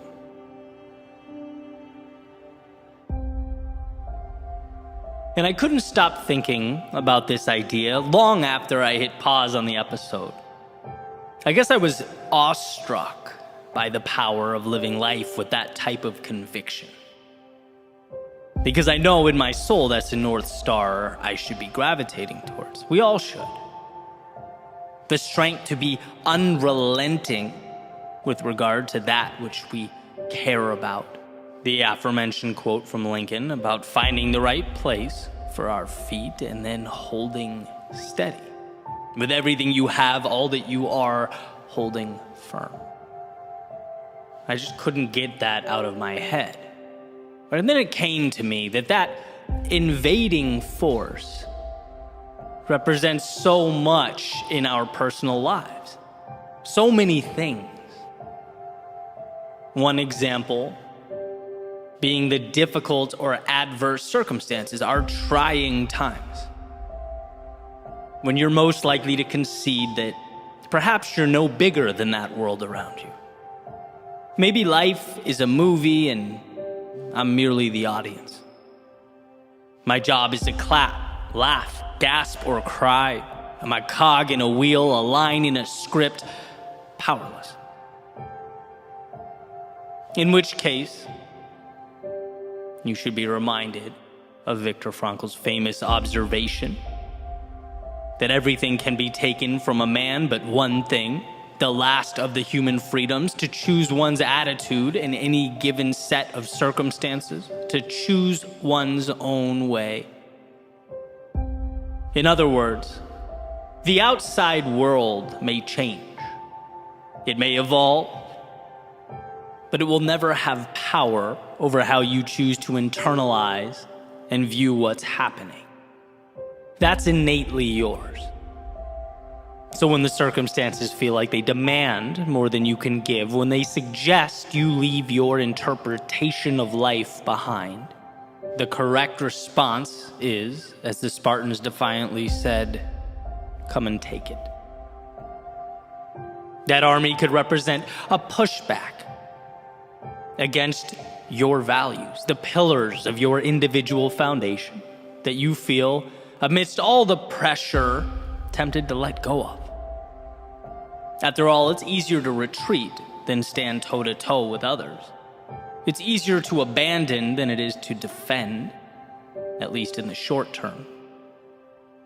But as Victor Hugo writes, you have enemies, good. That means you've stood up for something sometime in your life.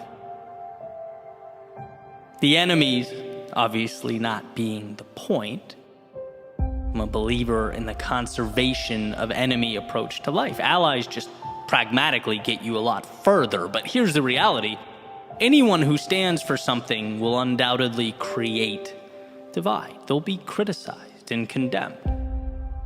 And when one feels the pressure of that criticism, they must understand that it does not invalidate who they are or their worldview. That is yours. You are the only one who can give up or relinquish that control. So as the Spartans said, come and take it. And then lastly, my thoughts went to the little things that make us who we are. Those tiny pieces of ourselves that we, little by little, one by one, over time give away. The concessions that fade into the background as we evolve to fit in so that we don't stand out. As Emerson beautifully put it, to be yourself in a world that is constantly trying to make you something else is the greatest accomplishment. And so that attacking army just might be the universe attempting to mold you to it. Perhaps not all at once, but more like that frog placed in water and put on the stove, with the heat increasing so slowly over time that he doesn't realize the heat will soon overtake him. Externalities do not dictate. They are objects in need of meaning, and you are the architect here. If it means something to you, it's worth holding on to during the difficult times and the easy times. When it's popular and when it's not, there is value within you specific to you, a value that must be nurtured in order to expand. Others can't and won't see that. The world around you may, even with all its complexities, seek to suppress it. But that flame is there. It's there and it's yours. And to anyone or anything looking to extinguish its light, come and take it. After all, what is a life if not one lived on your own terms? The goal is not to simply exist, but to define the plane on which you'll evolve, to devise your own parameters. Be yourself as that world looks to make you something else. So here's to digging deep, to finding within yourself the courage to stand up to the great armies of chaos, conflict, adversity, and their perpetual conquest. To remember how strong you are, how much control you have as you navigate the unknowns and redefine the right nows.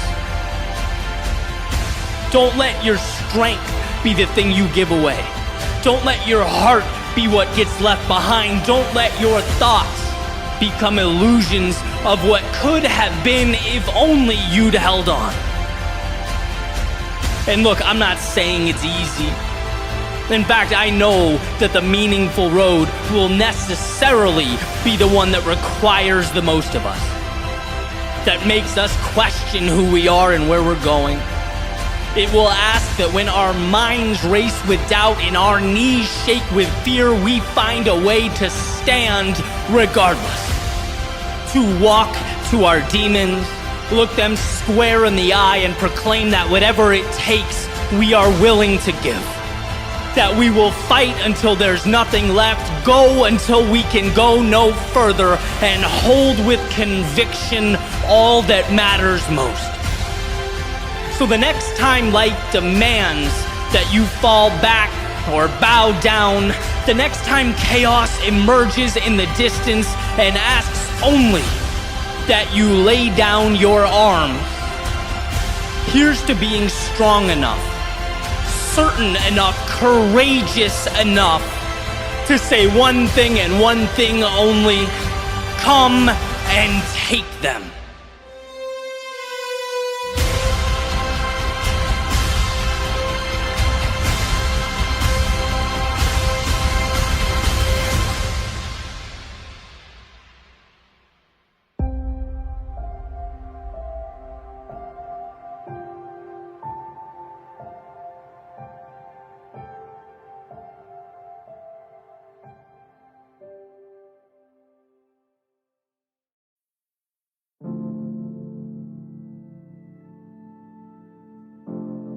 Around 2011, I hurt my left arm and had to get surgery. So for a while, I was pretty limited as far as what I could do with my upper body, and that's really when I fell in love with running. I started doing it almost every day, sometimes those long runs outside, clear my mind, sort of reset a little bit. And sometimes I'd mix it up, hop on the treadmill and do my favorite workout, which was a pyramid, right? Where you break 10 minutes into 4 segments, 4, 3, 2, and 1, increasing in intensity with each segment, and then you start over. And that's where this whole idea comes from. It's this treadmill workout that I want to talk about, because there's a little ritual I picked up that I still implement to this day, and it was simple. At the very end of my workout or my run, I would always add 22 seconds. My lucky number twice, 2 and 2. So for example, if I told myself, the workout's going to be, 3 pyramids or 30 minutes, I would stop running at 30 minutes and 22 seconds. Right? If I told myself it was going to be an hour, I'd stop at 1 hour and 22 seconds. Always tacking on that 22, and I don't really remember the first time I started doing it or even why. But like so many things, that 22-second period organically became a habit. Sort of evolved to take on a life of its own and would come to symbolize for me a little challenge. The idea that the end is never really the end. And no matter how tired I was or how bad I wanted to stop, especially when you can see that finish line in reach, I could always squeeze out a little more. Like there's always something extra to give. And you could certainly go down that 22-second rabbit hole, right? Just 22 more seconds. And then you finish that and you realize you can do just 22 more and just 22 more. It's like this never-ending spotlight into how incredible we are as humans. That our stopping points almost always are constructed. Rarely is there not an extra 22 seconds or 22 somethings we can endure. And not only that, I think there's a case to be made that our growth occurs in that final push. There's a ton of value, hidden away in there. The stretching of the mind and body, the last rep that breaks down the muscle, the last few seconds of that run that force the lungs to work their hardest, exhausting that last bit of energy and focus, studying for an exam. Maybe that's where you confirm your comprehension and understanding of the subject matter. It's like when we are pushing ourselves just outside the limits we drew up, we are simultaneously expanding those limits. And so over the years, I've adopted that mentality. And I look at myself in the mirror now and I can see it. I'm not the same person I was a decade ago. Those little decisions to add on 22 seconds, they stack up, and they stack up in a unique way. Because it's not necessarily about the time. It's not the same benefit that, say, an hour every morning at the gym would bring. Obviously that would be incredibly valuable, but in a different way. I'm talking about mentally, an armor that we come to wear, an identity that gets materialized. It's how you see yourself and how you see the world. You understand how manufactured our parameters are. And I get it, we have to stop somewhere, sure. But it's an acknowledgement that those somewheres are fiction. They are arbitrary. You weren't made to exist within them, but to stretch them, to recreate them. And that's an endeavor that is always uncomfortable, but as far as I can tell, always worth it. The strength to go a little bit further than initially intended or designed is what will place you in a league of your own. And that's where I wanted to start, by bringing attention to the idea that there's always an extra 22 seconds, and you are always capable of obtaining it. That is yours. Whether you choose to see it or not, it's an option. It's always an option. Which sort of connects us to my next thought. If I know that's who I am, someone that fights for that 22 seconds, if I know that's what I'm capable of, and that's what lights me up, what about those times in my life when I had no desire to reach for the extra 22? Because sitting here, I can think of plenty. I can think of times when there was dissonance between my identity and my actions. Here's a quick story, right? This was a shift in my life and my understanding of reaching for that little bit more, right? When people ask me about my process, right? What I'm building or where I see myself in X number of years, I tell them I'm playing the long game, right? Like I'll sacrifice some short-term wins now to continue forward with a plan that I believe wholeheartedly will transform from linear to exponential, right? It's like Gary Vee's motto, you're young, you have time. And impact is not about succeeding at 34, it's about flourishing at 45 and 55 and 65 and 75. Like that's fun to me. That's the exciting game to play. And it's methodical. The challenge is, as you're locked into this big picture plan, you have to pass a lot of shiny objects along the way. A lot of, hey, look at them over there. Maybe I should be doing that too. That worked for her. Will it work for me? Right? Sometimes you forget to trust yourself and stay the course. And so a few years ago, I felt this pressure to pivot, to adjust focus. Right? I'd been, talking with some mentors of mine who were, very successful in their individual fields and passions. And I thought, hey, you know what? It's time for me to start focusing less on the craft and more on monetizing the craft, right? The dinero side of things, which is great and it's healthy, but here's the catch.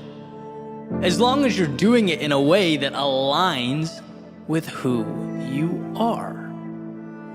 And so a few months go by and I found myself living in this overly sized and priced condo on the beach that I was going to use to impress clients, making products that didn't excite me, talking to people I didn't really want to be talking to, living a life that was not my own. I'd lost myself, right? My love is storytelling. It's capturing life's seemingly overlooked secrets.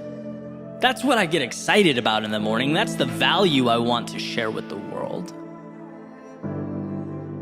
And look, money is important. It's necessary. It's freedom. But for me, it can't be about the money or I lose the drive, right? And here's the point I'm making where it all comes together. What I found is that when you're a stranger in your own body, there's almost no incentive to push for that little extra.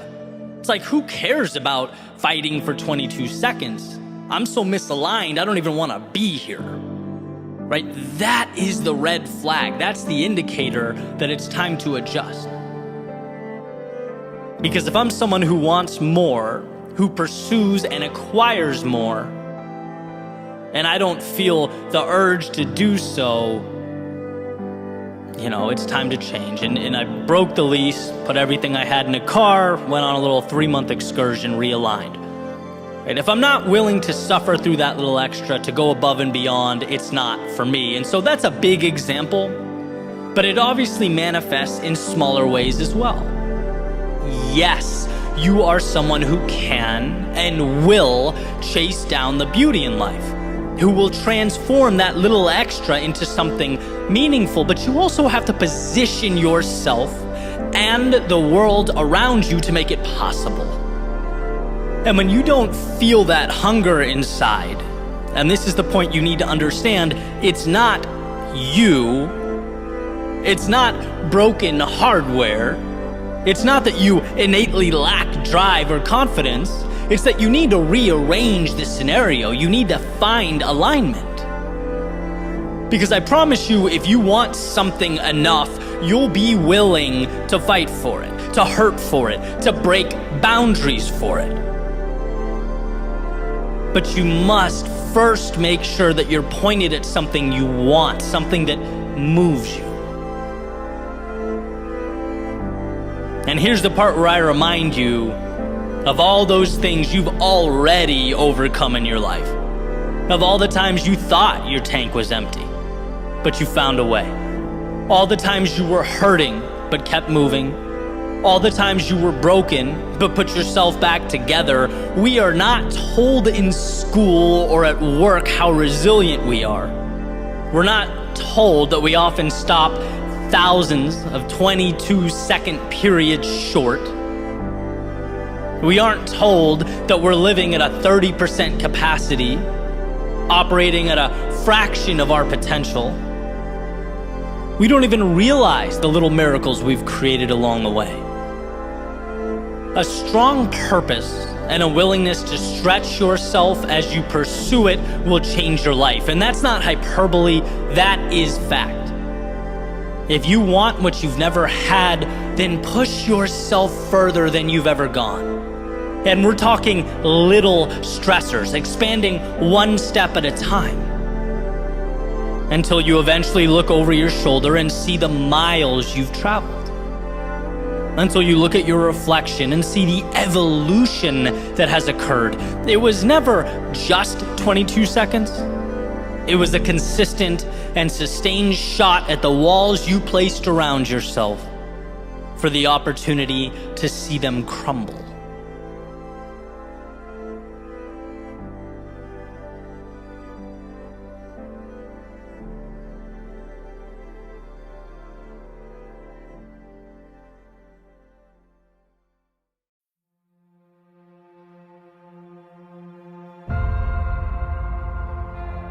Let's right out of the gate draw a line.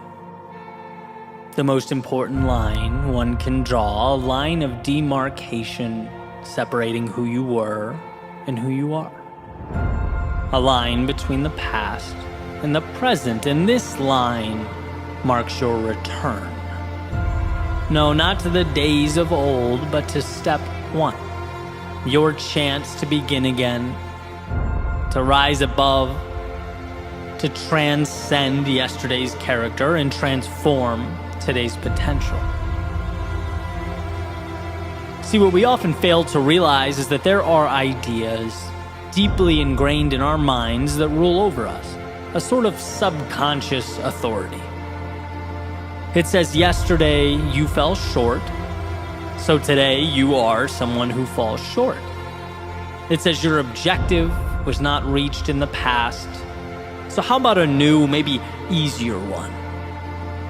It draws a nice little box, pats you on the head, and says, how about we make a nice, cozy home for ourselves in here? And what this subconscious authority fears most is that you wake up, that you become aware, that you return. Not to the past, but to the power tucked away under all the stories you somewhere along the way decided were real. The second you accept that yesterday is only as relevant as you decide it to be, you unchain yourself. You become unshackled. So return to that place of curiosity, where you're not obligated to perform, but gifted with the journey before you. And that can certainly be hard, right? It was hard for me to look back at my life and distinguish between what I've simply accepted and life's objective truths. I'd taken orders and been obedient for so long. I'd been listening to that subconscious authority for so many years that I had to, in a way, relearn what creativity meant for me. I had to learn not to feel guilty going on a jog in the middle of the day when the rest of the world was working. I had to learn that my instinct wasn't to explore, but to stop short. I wasn't pushing limits or peering around corners. I wasn't testing the waters or seeking out the hidden opportunities life hides away. No, I was on autopilot. And life, it had called for my return. It's funny how when you reject your potential long enough, the universe seems to tap you on the shoulder. It makes it more and more apparent every day that something greater is within an arm's reach. Backs you into a corner until you have to address the dissonance between who you are and who you've allowed yourself to be. Those orders you've been taking don't align with your best self. And so one must not only create, but in a sense return to their greatness, to accept what they've been running from. You are what you choose to be, and let's face it, it's very easy to choose to be less than we can be. There's a saying that your reality is not destined to be, it is rather what you've chosen to accept. You only get in your life what you allow. And the entirety of this message is about one thing. That light bulb moment, the epiphany, the instant of empowerment that this world can only give you what you ask for. And to not ask, to sit back and observe, makes you a spectator, sitting up in the nosebleeds, watching the activity evolve on the court below. It relinquishes control to powers beyond you, and that's existing. It's not living. So ask. Ask life for the things that lift you up and elevate your existence. The reason a book metaphor works so perfectly in my mind is because when one opens to a blank sheet, they can write about anything. There's no limitation to what can be placed on that paper. And sure, our proclivity may be to continue on the legacy of last novel's cast and characters, but it's by no means required. In fact, with that pen in your hand, you can craft a new world entirely. New places, new things, new relationships and ideas, new obstacles to face and defeat. A blank page can be and mean anything, and so every sunrise, every door you walk through presents in the same sense a blank page. Realize that there's no obligation to perpetuate the past or continue on in the same way you arrived. No, this day is yours. Take hold of that self you've hid away. Find the courage to unshackle yourself from how you were once seen by your friends or your teammates or your co-workers. Level up and understand that you don't owe the world any type of explanation.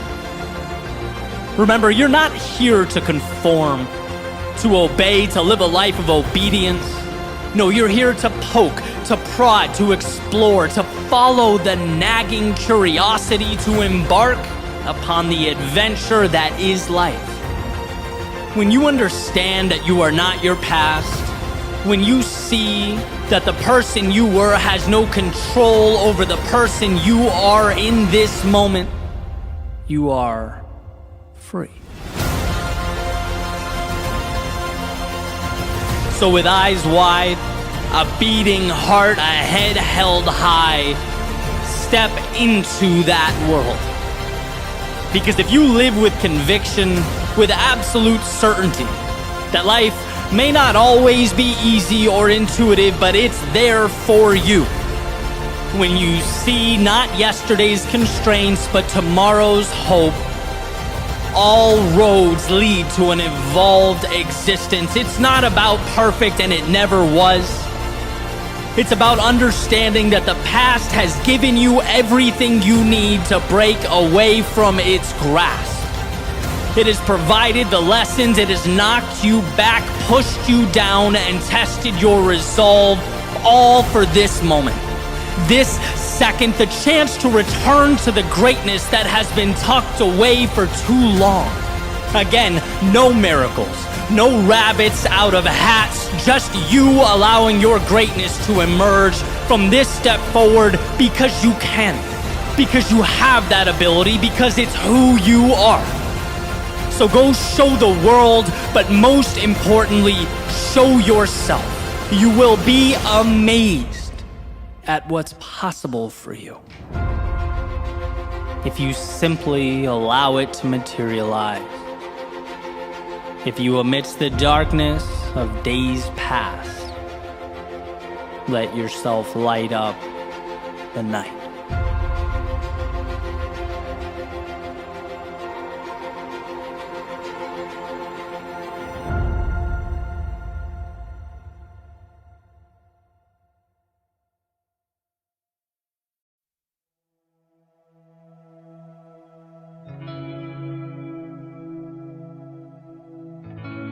You have to see it before they do.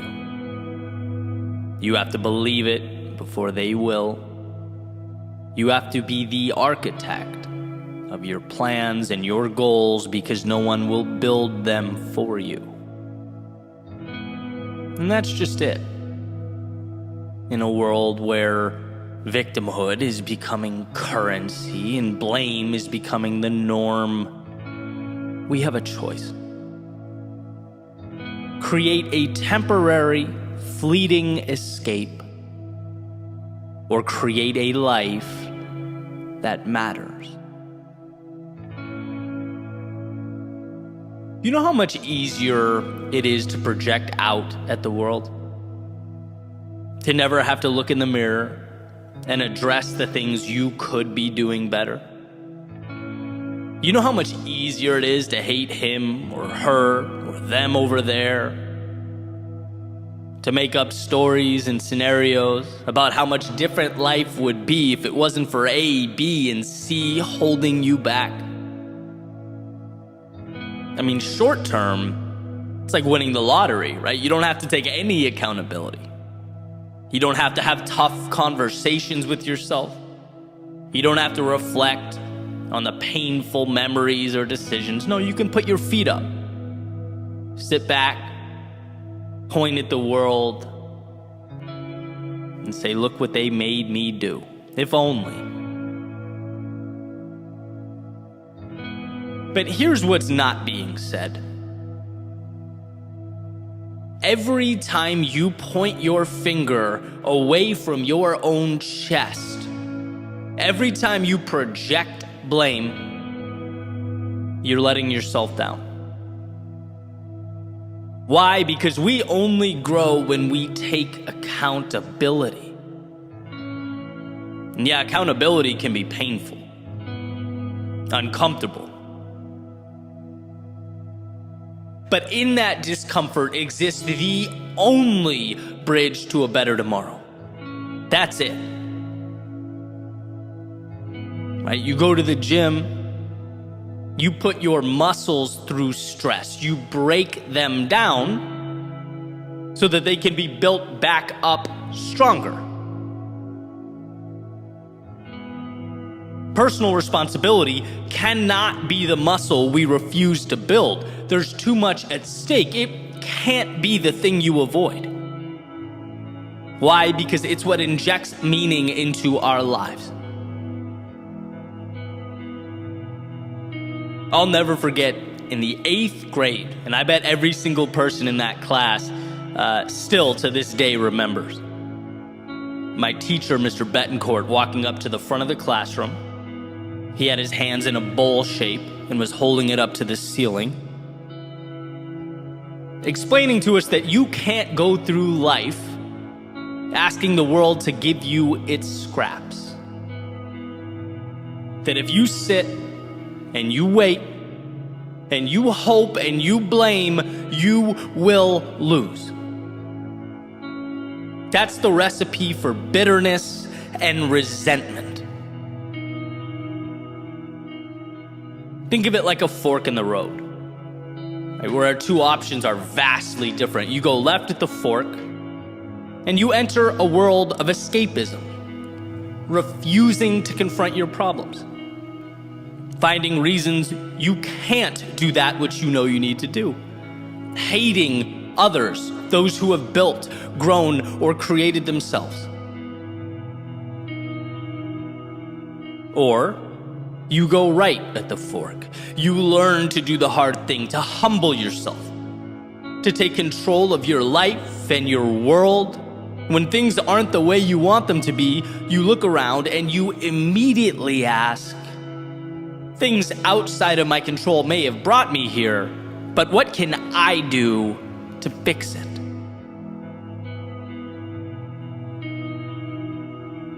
Those of you who have been listening to me for a while, you probably know my favorite articulation of this idea was explained by Will Smith. Basically, he said, look, you can't control where you start. And how true that is, right? Life's not fair. Some people are born into more resources and opportunity. Some people find themselves in social situations that aren't ideal, and that list can go on and on and on, right? Human beings are all different, so there will always be discrepancy.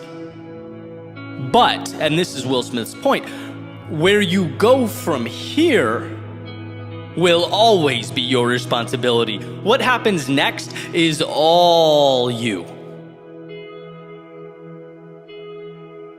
You choose whether to complain, shake your fist at the sky, and blame the world around you, or pick the pieces up and move forward. And like I said a minute ago, don't be fooled by the temptation to latch on to that fleeting moment of relief, of running from accountability. The only way to win in the long run is to face your demons. It's that whole saying, when you're riding shotgun, you can dispute the route all you want, but ultimately, it's the driver who's in control. When will you take the wheel in your own life? And sure, the stakes become higher, right? Now it's on you. Now you can get lost. Now you're responsible for the maintenance. Now, if you don't end up at the right place, or, I don't know, you're late to a destination, it's your fault. But now, you can also be the one overseeing the journey. Now it's yours, and that's power. And as our world becomes more and more one of escapism, it's becoming more prevalent, easier to avoid or not fix something, but tweet about it. How easy it is to not confront our problems, but rather open Instagram, Facebook, TikTok, and mindlessly scroll. How easy it is to leave that message unread and go about our lives, because that's easier than saying what needs to be said. Strength is being the one amidst all this escapism and avoidance to confront what must be confronted. Whether it's an interaction with someone else or that hard conversation with yourself, a personal change that must take place. Life is such a gift, it's such an opportunity. But we have to move through it with our eyes open. We have to see things that matter and gravitate towards truths that will shape us. Like Mr. B said over 20 years ago now, we can't ever fall into the mentality of holding our hands up to the sky and asking life to give us anything. We can't only point at ourselves when things go the way we want them to go. No, let's be about accountability, empowerment, understanding that if I don't like what's around me, the transformation starts now, and it starts with me.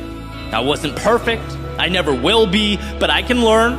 I can evolve, and most importantly, I have everything I need to make that happen. It's all awareness. Right? The victimhood idea is a wolf in sheep's clothing, and I know that may seem harsh, maybe even lacking empathy. But dropping that narrative was truly the best thing I've done in my life, and I know countless others who would say the same. You can't be both a perpetual victim and be in control. No, life is tough. It knocks us down, and at times it brings us to our knees. But this is a reminder that you cannot stay there. It's a reminder that those who contributed to the situation are now minor detail and background noise. It's a reminder that the path forward is about you. It's about you pushing all that aside and asking yourself, what's required to move in the direction that I most want to go? Because you are that powerful. You are strong enough to make that move. And there will be a point where you look around you and the circumstances have changed. The people are different. The environment is different. You're different. And you'll smile at yourself knowing it's not because of what the world provided. It's not because of what anyone gave you. It's not because of what people out there did or didn't do.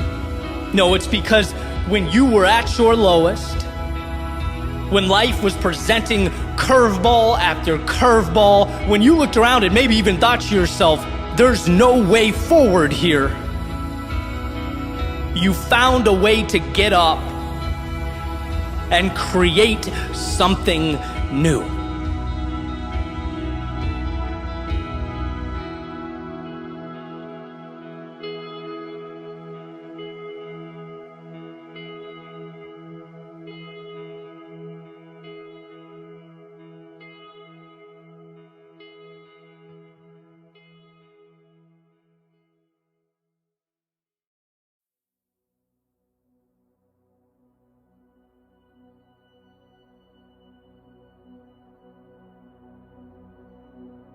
If these walls could talk, they would remind you of the things that you sometimes forget.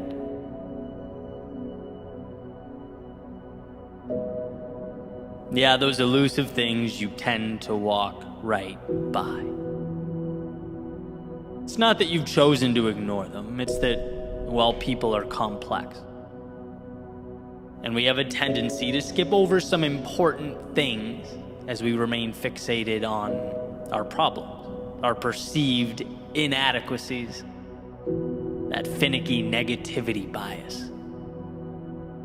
The one that states, if you went to a restaurant 100 times, had 99 incredible experiences, but something went wrong on the 100th, well, that restaurant would forever be known to you as the place where things go wrong. We are wired not to see the good, but to identify and avoid the bad.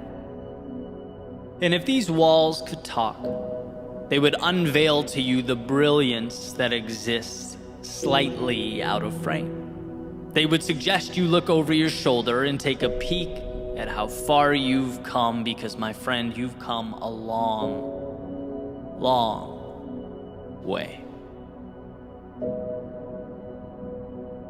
It's funny how slow progress moves. It's interesting how our lowest moments force us outside of ourselves, push us to step into those shoes we didn't know were sitting in the closet, unworn, waiting for the day we'd take on that new role, waiting on you to see that who you were yesterday is not correlated to who you can be today. And if these walls could talk, they'd fill you in on a very important statistic. They'd tell you that you've stood face to face with some of the biggest curveballs life can throw. You took on struggle and hardship that rocked you to your core, and as you stand here now, your success rate through all that comes in at, well, 100%. You are literally undefeated in your ability to move through adversity. And every time you did, whether you knew it or not, you walked into that closet and put on a new pair of shoes. You became something new. Sometimes progress is so slow that it feels like pain and it looks like stagnation, but it is anything but. And if these walls could talk, they would remind you of that truth. They would beg you to see what you've become, who you are. If these walls could talk, they would remind you of life's ever-changing, transformative nature. All the times they witnessed you upset about people and things coming and going, as you tried to hold on to that which perhaps no longer served you, wishing you could make permanent those things that were just meant to be transitory, shooting stars across the sky of your life. But something doesn't need to be forever to be meaningful. And thank God, because nothing is forever. And as we make our way into that vast unknown, we have a choice. We can live in the shadow of a particular moment in time, or we can cherish the value that those moments offered to us. They gave you just enough to take a new step forward, and sometimes a new step in that direction that's calling you is the difference between nothing and everything. So if these walls could talk, they would tell you to keep your head up and be thankful for those shooting stars in your life, for they made you who you are. And the path forward would be impossible without them. If these walls could talk, they would ask you about those times you came home, sat down in your room, and wondered how you could ever be enough. They'd call attention to that seemingly non-stop battle with imposter syndrome. They'd ask when you will feel like you've learned, seen, or traveled enough to gain some semblance of authority in your own life. They'd wonder when you'll give yourself permission to be that. You've come so far, endured so much. You're not the same person you were a year ago.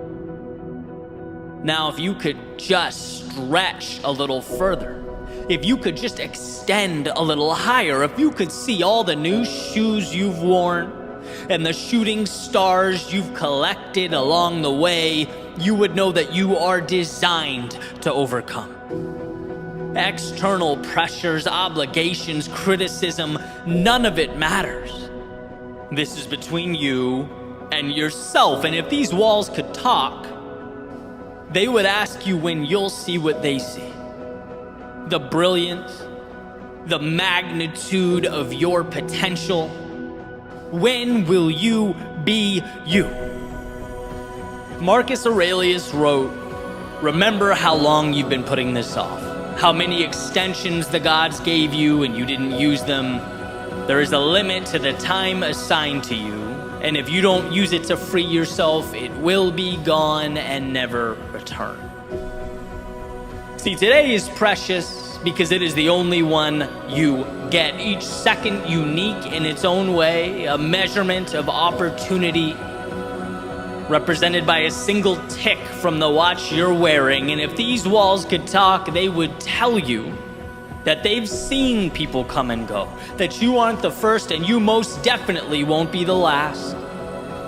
And every single soul that stepped inside wished they'd found that courage a little sooner.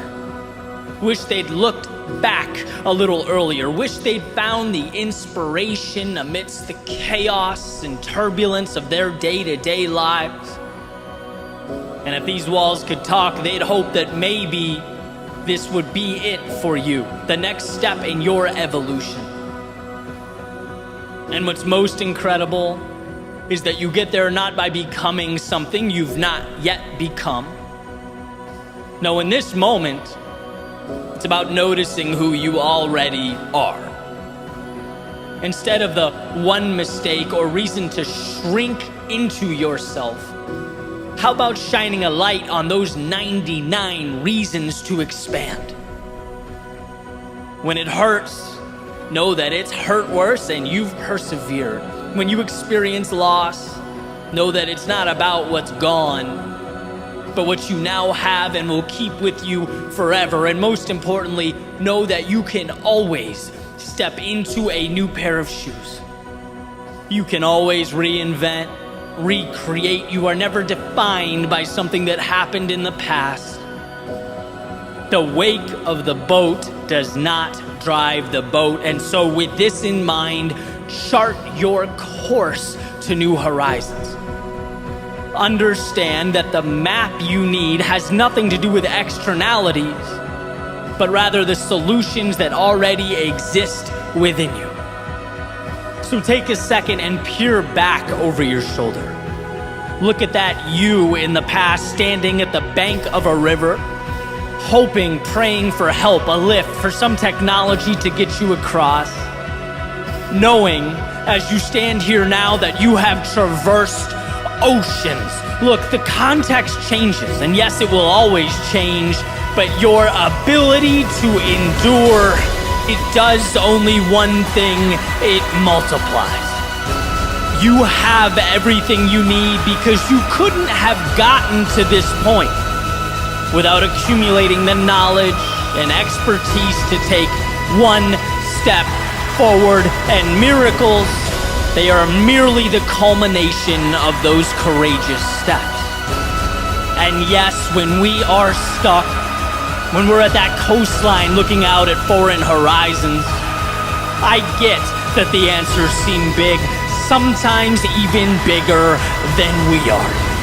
I get that the mind wanders right to the potential disasters, to the what-ifs and the worst case. But if these walls could talk, they would let you know that you've come this far, endured and accomplished all this, not because you've leapt mountains or jumped oceans, but because when you were at your worst, you found it within yourself to carry on the exponential compounding of what has made you great and what will continue to make you great. Look, if these walls could talk, they'd show you how the difficulties of years past have become stepping stones. So commonplace, so easily solvable that they no longer even warrant your attention. That by moving forward, you have faced your obstacles, taken the value from them, and made them obsolete. If these walls could talk, they'd remind you that you are not only ready, but made for everything that awaits.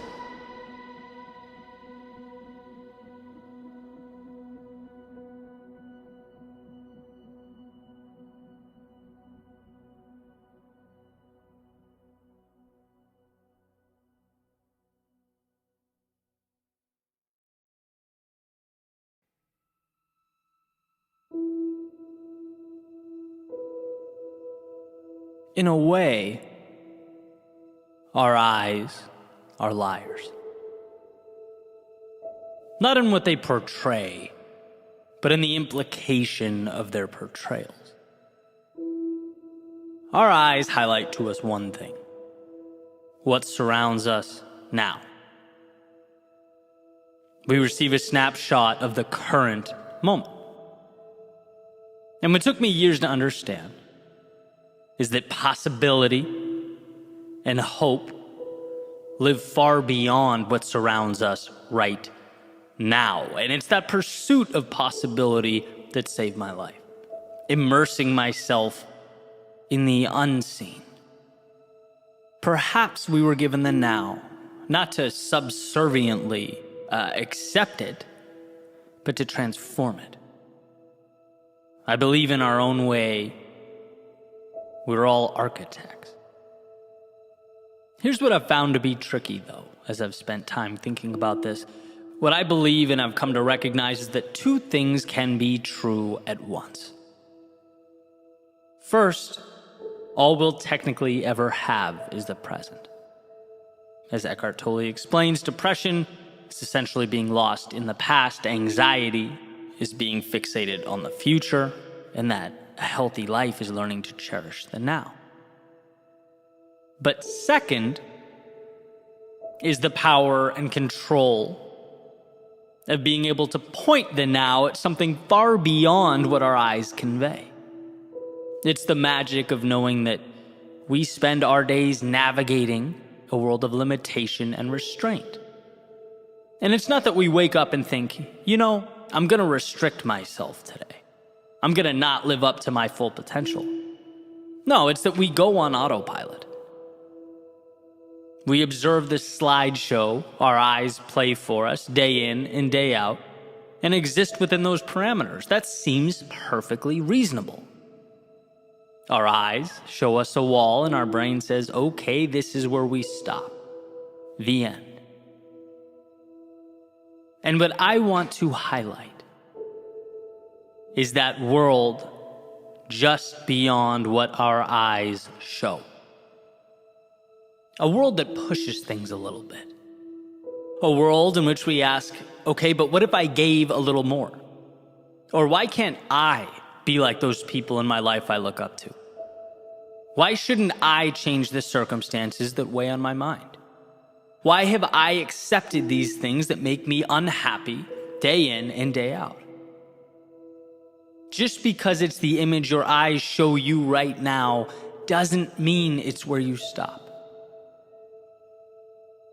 But we have to learn to look for more.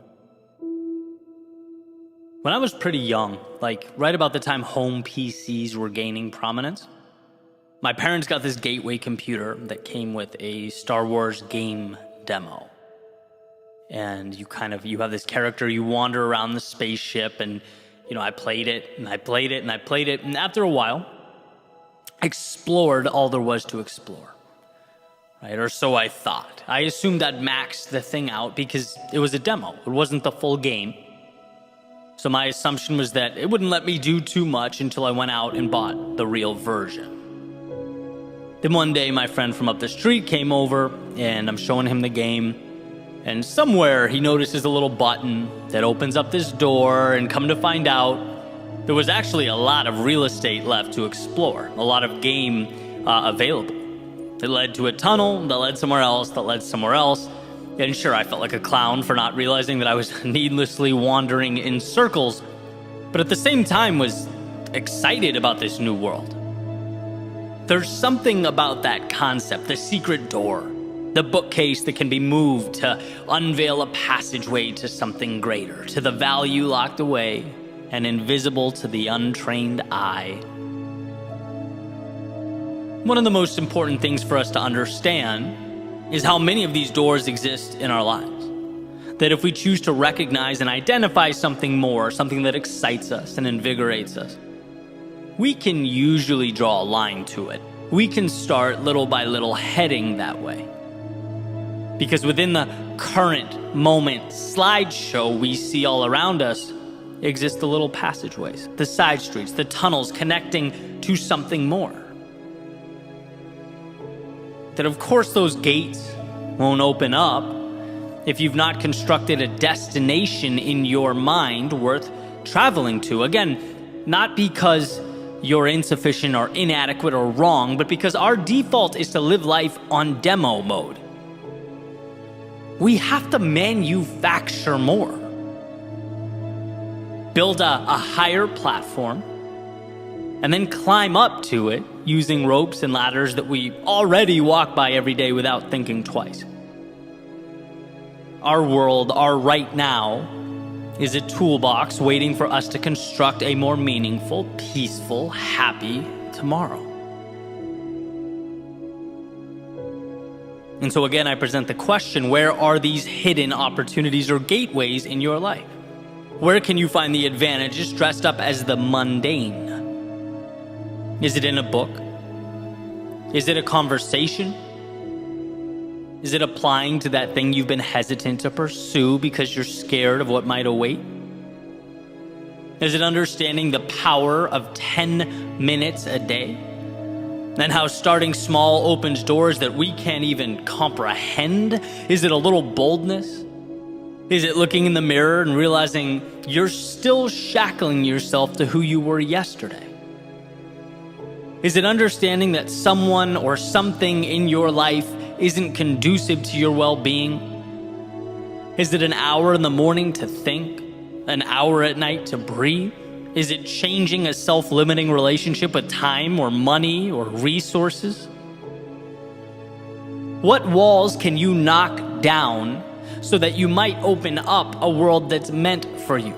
A world that's malleable and without limitation. Your eyes, they don't tell the story of how things can be or what they mean. They show you the infinite tools at your disposal to build, to create, to design, to never accept a now that wasn't chosen with intentionality.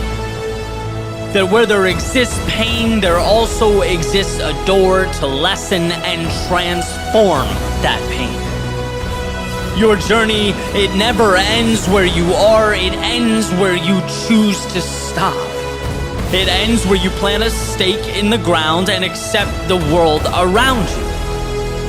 So if no one has told you recently, let me remind you how powerful you are. Let me reiterate what you are capable of.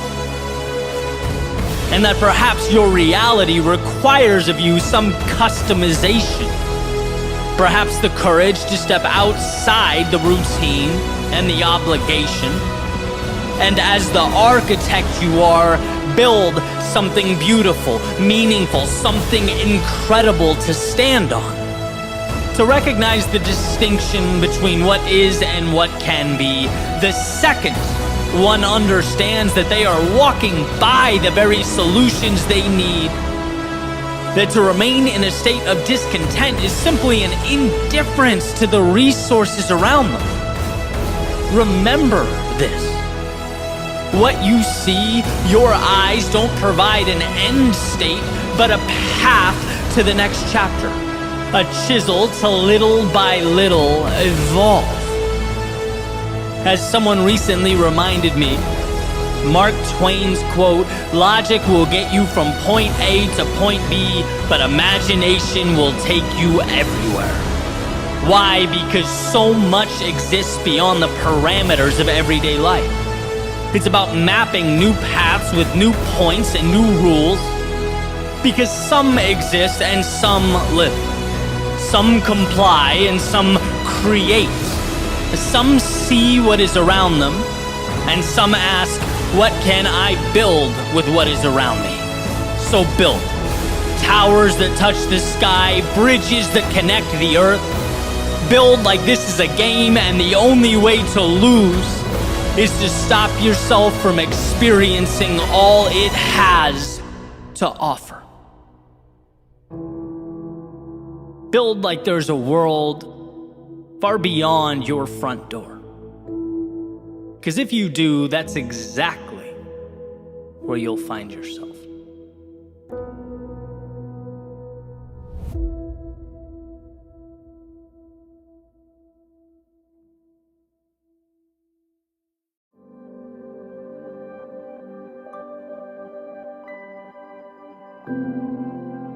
Sometimes the most important things we do in our lives are the product of sheer will.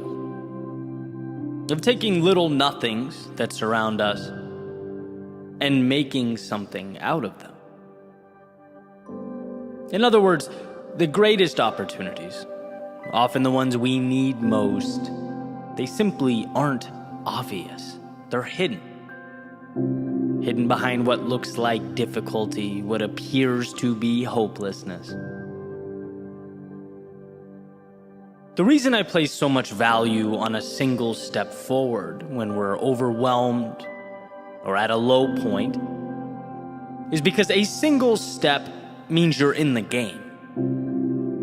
You're giving yourself a chance to find and obtain those little hidden away pieces that can't be found when we stand still and dwell on a situation.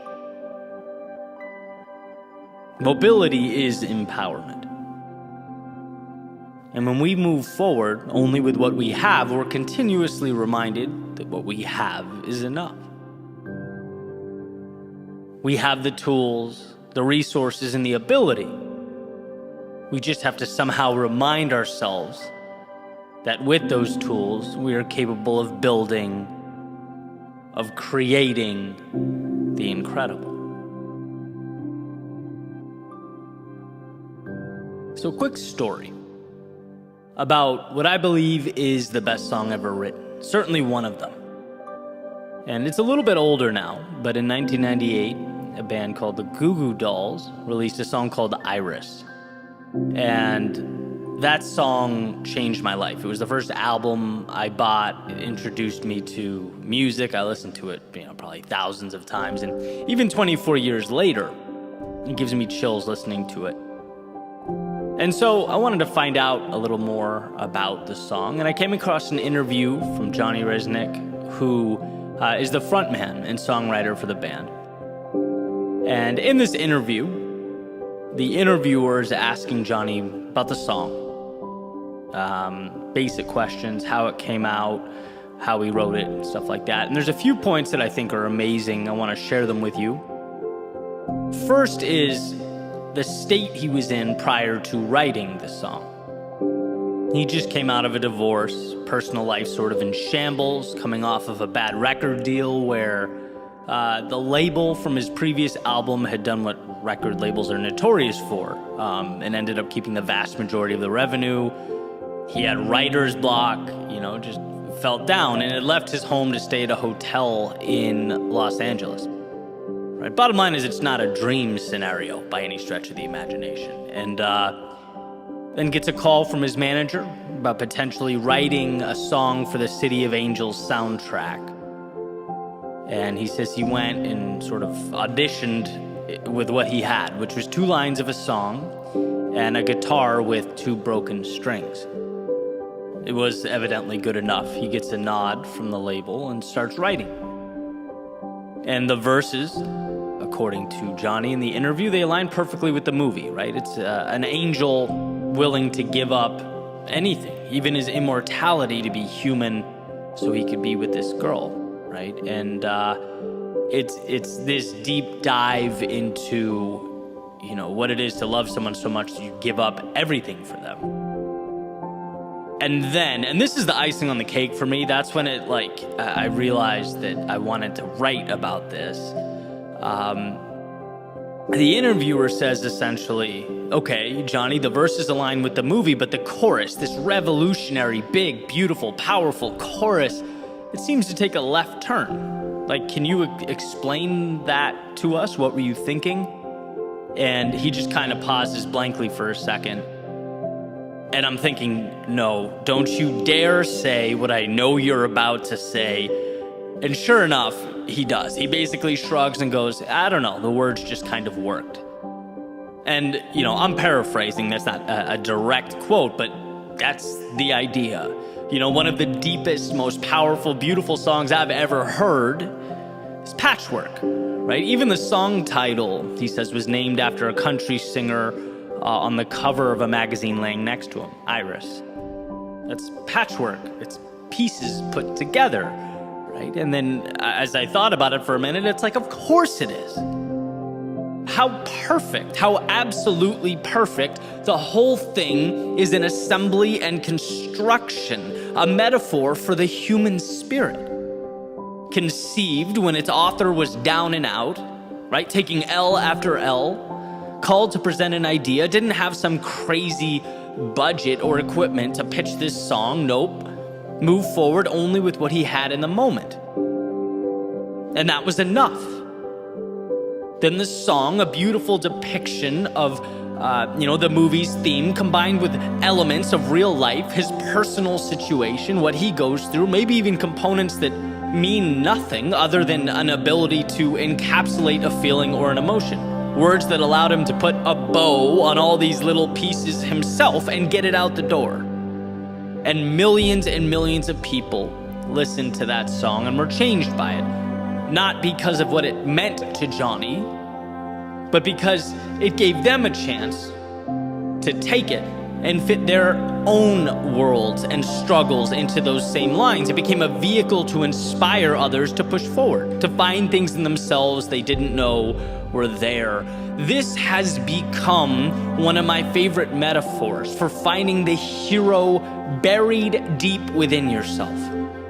Changing your life, changing your world, changing the world around you, the lives of others, can truly be, and in fact often is, the result of just moving forward with what you have, right? Realizing that even when the mountain seems too tall to climb, there is a way. We just require that mental shift. Listen to this question, right? Because I used to ask myself all the time, is this possible? Can this be done?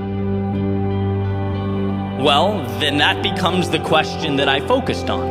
And everything that occurred around me became evidence that would either support or invalidate that possibility. The second I came up against an inevitable barrier, I'd think, maybe this is telling me the answer is no. Right? Life will always be evidence for or against the questions that you choose to ask, which is why it's so important that you're asking the right questions. Because the second you change that question to, look, I know this can be done, but how will I do it? You start looking at life as a puzzle that must be solved. That same obstacle that was once interpreted as a stop sign is now merely an indicator that the path exists, just perhaps somewhere else. You've extended the pursuit. You've given yourself permission to keep looking. And it's because of these self-created expeditions that we find more in ourselves. You know, things won't always go perfectly, but when you look at those imperfections through the right lens, you see that this isn't about you. It's about that particular door being locked. All you have to do is believe in yourself enough to move to the next one, to continue knocking until you find a door that opens, until you find that bridge to whatever comes next. And that's why I love that story about Iris, why I wanted to share it today. It's crafted during times far from ideal, with resources far from abundant, with words far from perfect or related or self-explanatory. But you end up on the other side with this masterpiece, this song that certainly changed my life and definitely impacted many others. And it's like we have to realize when we're sitting on the edge of the bed, you know, maybe it's not divorce or writer's block, but whatever it is holding you back, that's not the end. It's your reason to keep going, to begin again. You don't have to know how things will be, but you do have to know how they won't be. They won't be like this because you won't let them stay this way. And maybe it's not 2 written lines and a broken guitar. Maybe it's moving forward when your strength is not at a 10 out of 10. When you don't really have that spark. Or you're longing for some resources, some finances, wondering where they'll come from. But pushing forward one little step at a time until things start making sense. And maybe it's not a combining and restructuring of song lyrics, using your personal experiences to fill the gaps on the paper before you. But it's trusting that your own story will ultimately tell itself if you don't put the pen down. That the heroes will rise, the villains will fall, and the adventure will continue on. After all, that's what life is. One giant adventure, testing us, pushing us, and transforming us when we're at our lows, while reminding us during the good times why we're lucky to have been gifted that same adversity we once looked at with contempt. Why we're lucky that when everything's made to be broken, as the lyrics suggest, we get to make something imperfectly beautiful with the pieces.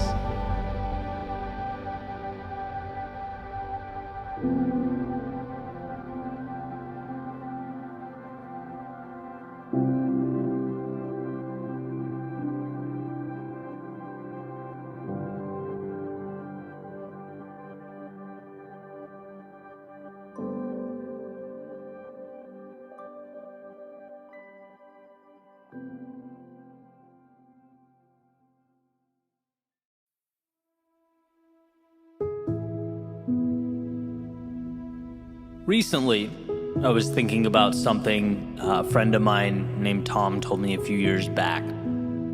He owns a company in Oklahoma City and was telling me about how someone he'd hired essentially stole from him. And the first question that came to my mind as he was telling the story was, okay, what are you going to do about it? And I asked him the question, and he was kind of quiet for a second, and then asked in his southern accent, Eddie, if a snake bites you, are you going to chase it into the woods to get your revenge? Or are you going to get the medical attention required to save yourself? Basically, are you going to focus on the past? Or on what to do from here forward, right? Basically, he cut ties with the person, but had moved on. Was already thinking about next steps that were best for him, his family, and his business.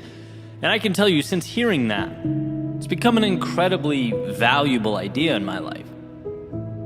Especially as you realize that there will never be a shortage of problems. You do what you can to avoid them. You try to steer clear when possible, but adversity will always be a factor. It's about knowing that and stepping into it regardless. It's something that's always intertwined in our development, and I find value in asking myself, is this action I'm about to take conducive to my growth and my happiness, or am I just chasing snakes? Does this just feel good in the short term because I'm angry or I've been wronged or something along those lines?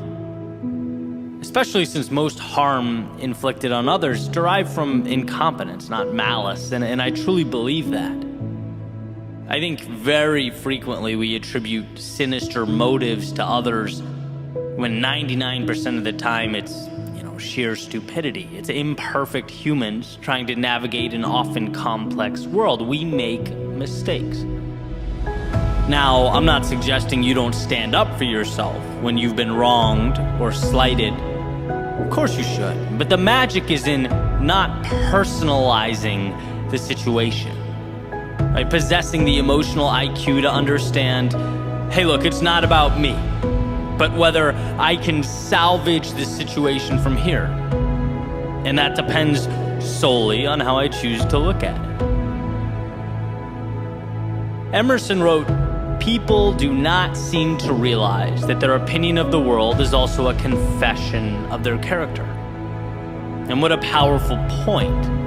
The flexibility and the leeway available to us when it comes to making sense of the world speaks to not how the world is, but how the onlooker thinks and interprets. Depersonalizing the situation is one of the greatest superpowers at our disposal. When you're angry and accusatory, you will, as Tom put it, end up chasing snakes. You'll end up breaking things that will need to be rebuilt and uttering words you'll wish you'd never spoken. But the 5 seconds required to pause, to collect yourself, and realize that you're in control is everything. The ability to see the person, the situation, or the world not as an adversary stacked against you, but as an inevitable challenge that must be managed. So how will you choose to manage it? How will you choose to arrange the pieces? And by the way, I'm fully aware a constant theme for my speeches and podcasts and videos is the act of pointing not out at the world, but in at ourselves. My responsibility, my fault, my problem to deal with. I understand just how heavy that is, how hard that can be. Especially when deflecting blame often feels like it would just be a tremendous weight off of our shoulders, when revenge feels like the easy, intuitive move. But again, it's short-term relief. To truly grow, to find the calm and happiness and meaning we long for, it's the internal relationship with ourselves that matters most. It's the ability to say, I may not have created this, Or even, I may have made the mistakes that brought this to life, but I can't fix it until I look at both the situation and my own reflection and proclaim it's mine now. Let the past be the past. Now it's me and the present. And as far as I'm concerned, the present and opportunity, they are always one in the same, so long as we choose to see it that way. It's not what you look at, it's what you see over and over and over again. Is it happening to you or for you? Is it a problem or an opportunity, a setback or a chance to reset? I want to bring to light a story, one that I've told before, but it's so perfectly representative of the conversation. Jim Rohn talking about two brothers in an abusive household, alcoholic father, terrible childhoods. They grow up and both of the sons have families of their own. One is the exact same as his father. He's abusive and he's angry.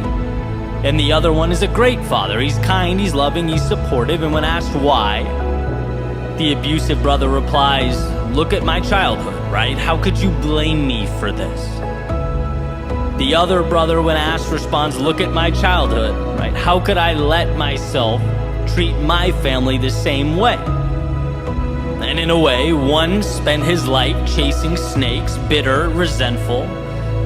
The other one asked, "Well, that was terrible, but what can I do to right the wrong?" One personalized it, the other used it as a lever or stepping stone. And this is, of course, a simplification, but I believe every struggle we face in our lives at its core contains some element of this choice. From the little things to the big things, where do I go from here? It's mine now, and I can choose whether to make it better or worse.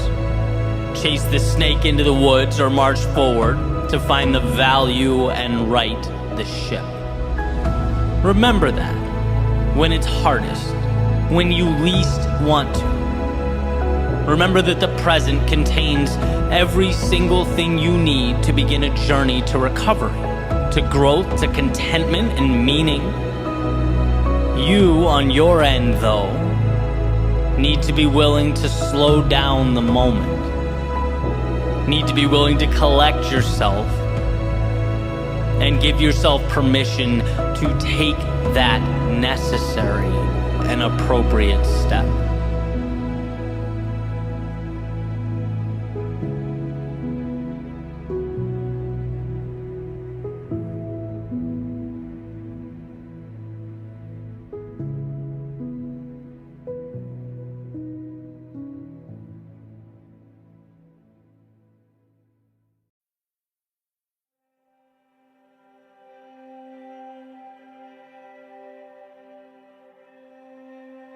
A life well lived is a dance between having the strength to walk away and having the courage to go all in.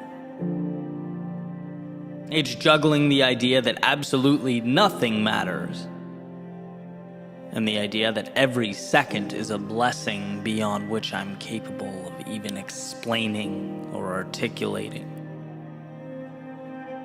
Nothing matters, so live without limits or constraints, like you're on a once-in-a-lifetime journey. But everything matters, so know that every second along the way is perfect, a building block, a microcosm of the universe resting in the palm of your hand. And I think about this push-pull from time to time. I play with the idea that nothing matters when I need courage, when I need to convince myself to be a little bolder, reinforce the understanding that there is no pressure here. Life can only give what I'm willing to carve out.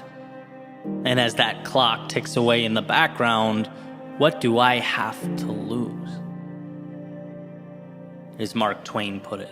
It's the things we don't do that we come to regret. And then on the other side, when I need a little discipline, I play with the idea that the little things are everything. After all, two things can be true at once, and the details matter a lot. For me, getting up 2 hours earlier does make a difference. That pushing a little harder will add up. The little things become everything. And painting that portrait that had been tucked away in my imagination, well, that's done one very real, very tangible brushstroke at a time. It's participating in that dance between nothing and everything, the real and the imaginary. But for the time being, let's leave those very important little things and focus on the divine big things.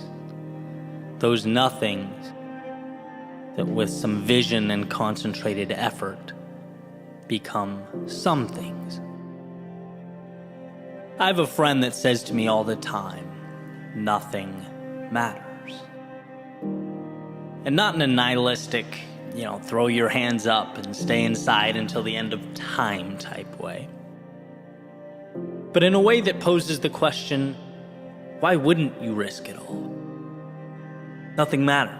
Why wouldn't you risk seeing how far you could push, how long you could run, how much you could become? Because maybe, just maybe, this whole thing isn't as serious as we'd like to think it is. And instead of feeling confined and scared, what if you felt alive, blessed to even be here? And I think realizing that we build these imaginary boxes around ourselves and live within them is a huge step. That awareness that we spend so much time reaching out for things that will save us, when in reality we simply need to set ourselves free. We need to open the gates, build bridges to the infinite opportunity that surrounds us. And when I think about this, a feeling that still comes to mind, feeling I had after 2K tests in college. Those of you that have been on the rowing machines, I'm sure you get it. But if not, picture a feeling similar to an all-out sprint for roughly 6 or 7 minutes, depending on when you cross the line. And when it was over, after I'd finished picking myself up, I would just sit in the hallway, cherish the feeling of being done. Right after pushing my body to its maximum, I'd appreciate the nothingness, the same nothingness that I'd never pay attention to at all otherwise. But in that moment, it was everything. What a gift. As you regain your composure, as your heart rate comes back down to earth, to just be still. And I still love that feeling after physical exertion, the reminder to just be thankful for a moment of serenity, a reminder that life can and will inflict upon us these periods of absolute chaos, of turbulence. And often they're very necessary. They harden us, they shape us, but they also remind us to appreciate their absence. Same thing goes, and a lot of you, I'm sure, will be able to relate to this, for something like a headache or a migraine. When they come and go in my life, it's like the second a brutal headache dissipates, that nothingness is the greatest gift I could ever imagine. The absence of pain, infinitely more valuable than any tangible acquisition. And I think in those moments, we get a glimpse of the world in its purest, simplest form, where all the nuance and detail we worry about doesn't matter much. Because look at what we have. Look how much surrounds us when we position ourselves to notice, when we simply pay attention. Tolstoy said, "If then I were asked for the most important advice I could give, that which I consider to be the most useful to the men of our century, I should simply say, In the name of God, stop a moment. Cease your work.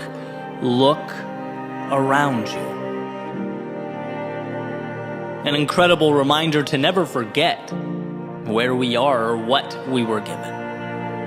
To remember that by breathing in the air around us, we have, in a sense, already won.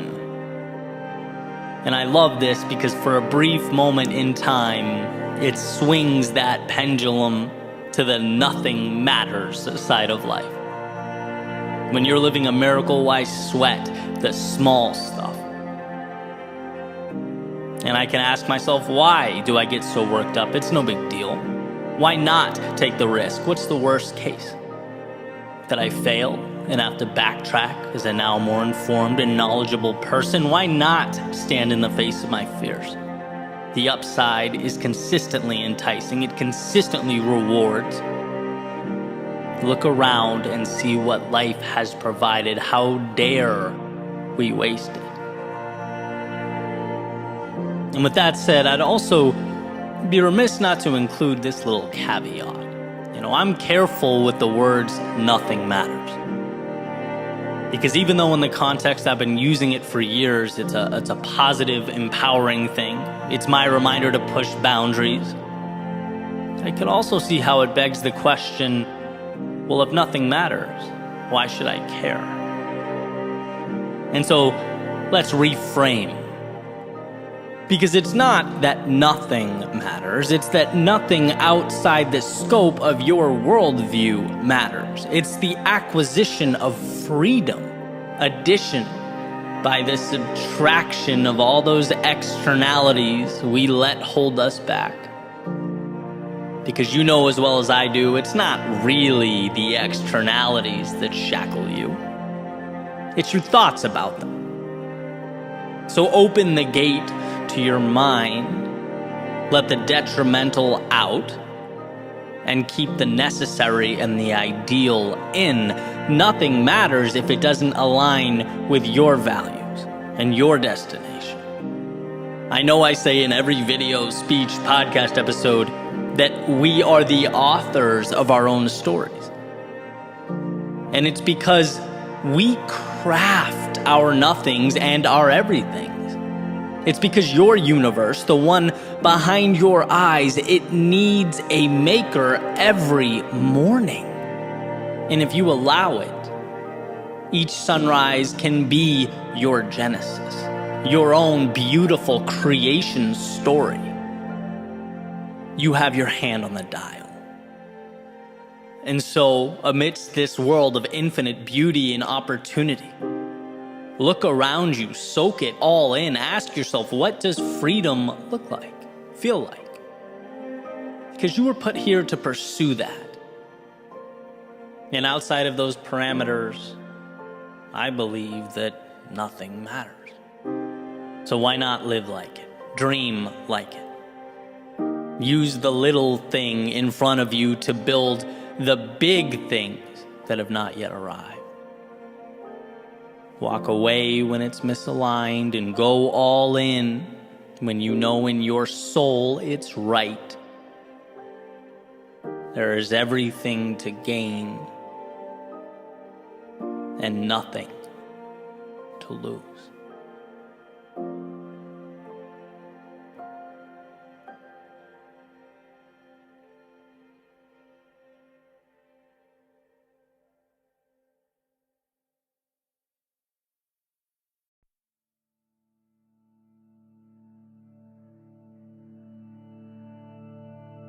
I woke up, put my coffee on the desk, opened my laptop, stared at a blank screen, and a little button popped up in the top right corner. Check for updates. Nope. Ask me again later. Why? Why not now? I don't know. I don't necessarily care about the improvements. I guess it's just inconvenient. It can wait. And that's kind of it. Let's face it, the laptop doesn't matter. The update in this scenario is not important. But bear with me, because I think what it stands for, and when you apply it to the big picture, does matter. Our proclivity to take less because less is convenient. Our predisposition to sell ourselves short because it's safer to leave so much of ourselves on the shelf. Because, well, things don't break when they're on the shelf. But you can't be both flawless and live your life. Because life comes with wear and tear. The value is the experience. And a flawless existence is void of experience, of stories, of adventure. There's a little parable about two seeds being planted. And one of them just wants to grow, wants to feel what the sun is like, wants to see how high she can get, experience the breeze, the cool air. And so she grew. And sure, she dealt with hard days. She had her difficult times, but ultimately grew to live her best life. The other seed worried. Worried about leaving her home, the world that was the ground around her, worried about damaging her roots, worried about what could be waiting for her in the dark, about the sun being too hot and the breeze too strong, and ultimately stayed right where she was, playing it safe until one morning a chicken came wandering by and ate the seed off the ground. And see, this spells out a few things. One, we can at any moment decide to step into that next level, evolve into that next chapter.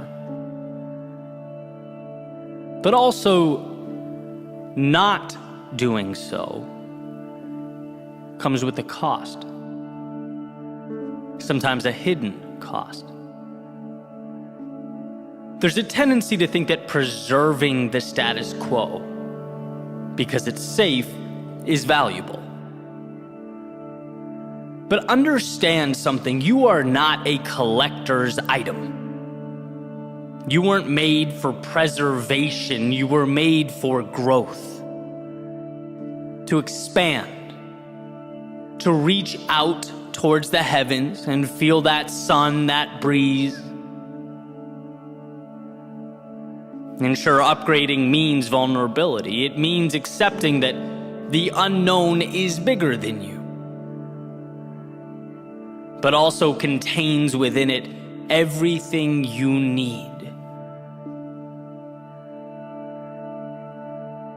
Whether it was people, things, money, resources, I used to think like that seed, right? How can I hold on to what I have? Contain, play small. I can't lose this. I've come too far. I've worked too hard. What if everything goes wrong? I can't upgrade now. Maybe later. Maybe someday when the time is right. When it won't hurt or require that I step outside of this little world I've created. But guess what? Growth always asks of us that we leave the comfort of now. It always offers us the world in exchange for the courage to see the unseen and trust ourselves to bring it to life. And when I realized this, I saw how the act of trying to perpetually maintain the status quo is debilitating. It's looking at life through a lens of scarcity. It's only when you start to grasp how abundant life is that you realize by simply stepping into that person you are destined to be, you'll attract what matters. Some things will go, and you'll leave them behind. But those things no longer serve you. They played their part, they added their value, and are now merely stepping stones as you move to something greater, and that's just it. Sometimes living means wishing you did things differently, looking back and acknowledging that you need to be better. Sometimes living means losing the wrong people in your life to make space for the right ones. Sometimes it means spending days, months, even years wandering down the wrong path so that you can get a glimpse, so that you can realize what the right path looks like. Sometimes it means no reward, no validation until that compounding finally takes place. Finally, you see just how powerful those small steps were and will always be. It means seeing yourself as the person you know you can be. Maybe not necessarily the one you are today, but betting on yourself when no one else would. There's an idea that people are neither good nor evil, but they have both within them.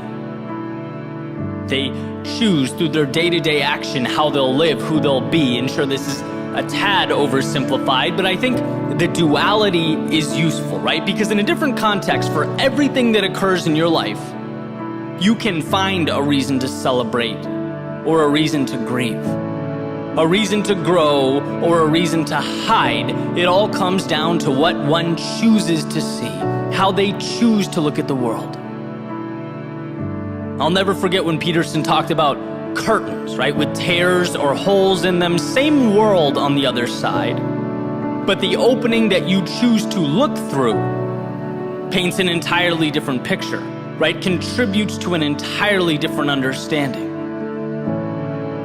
And look, I'm a pragmatist, I just am. I'd never ask people to close their eyes and pretend everything's perfect, to wander down the path before you expecting everything to be easy. No, but what I am saying is that the path before you is where you'll uncover the meaning in life, and meaning requires that we are from time to time uncomfortable. To go where we most want to go, we must leave something behind. And the reality is that while it's scary, while it can be alarming and even painful, it is always worth it. That what's on the other side is what makes life worth living. I want you to know that you don't need to be walking into the same rooms, talking to the same people, doing the same things. No, not if you've outgrown that reality. Not if you're ready for the next chapter.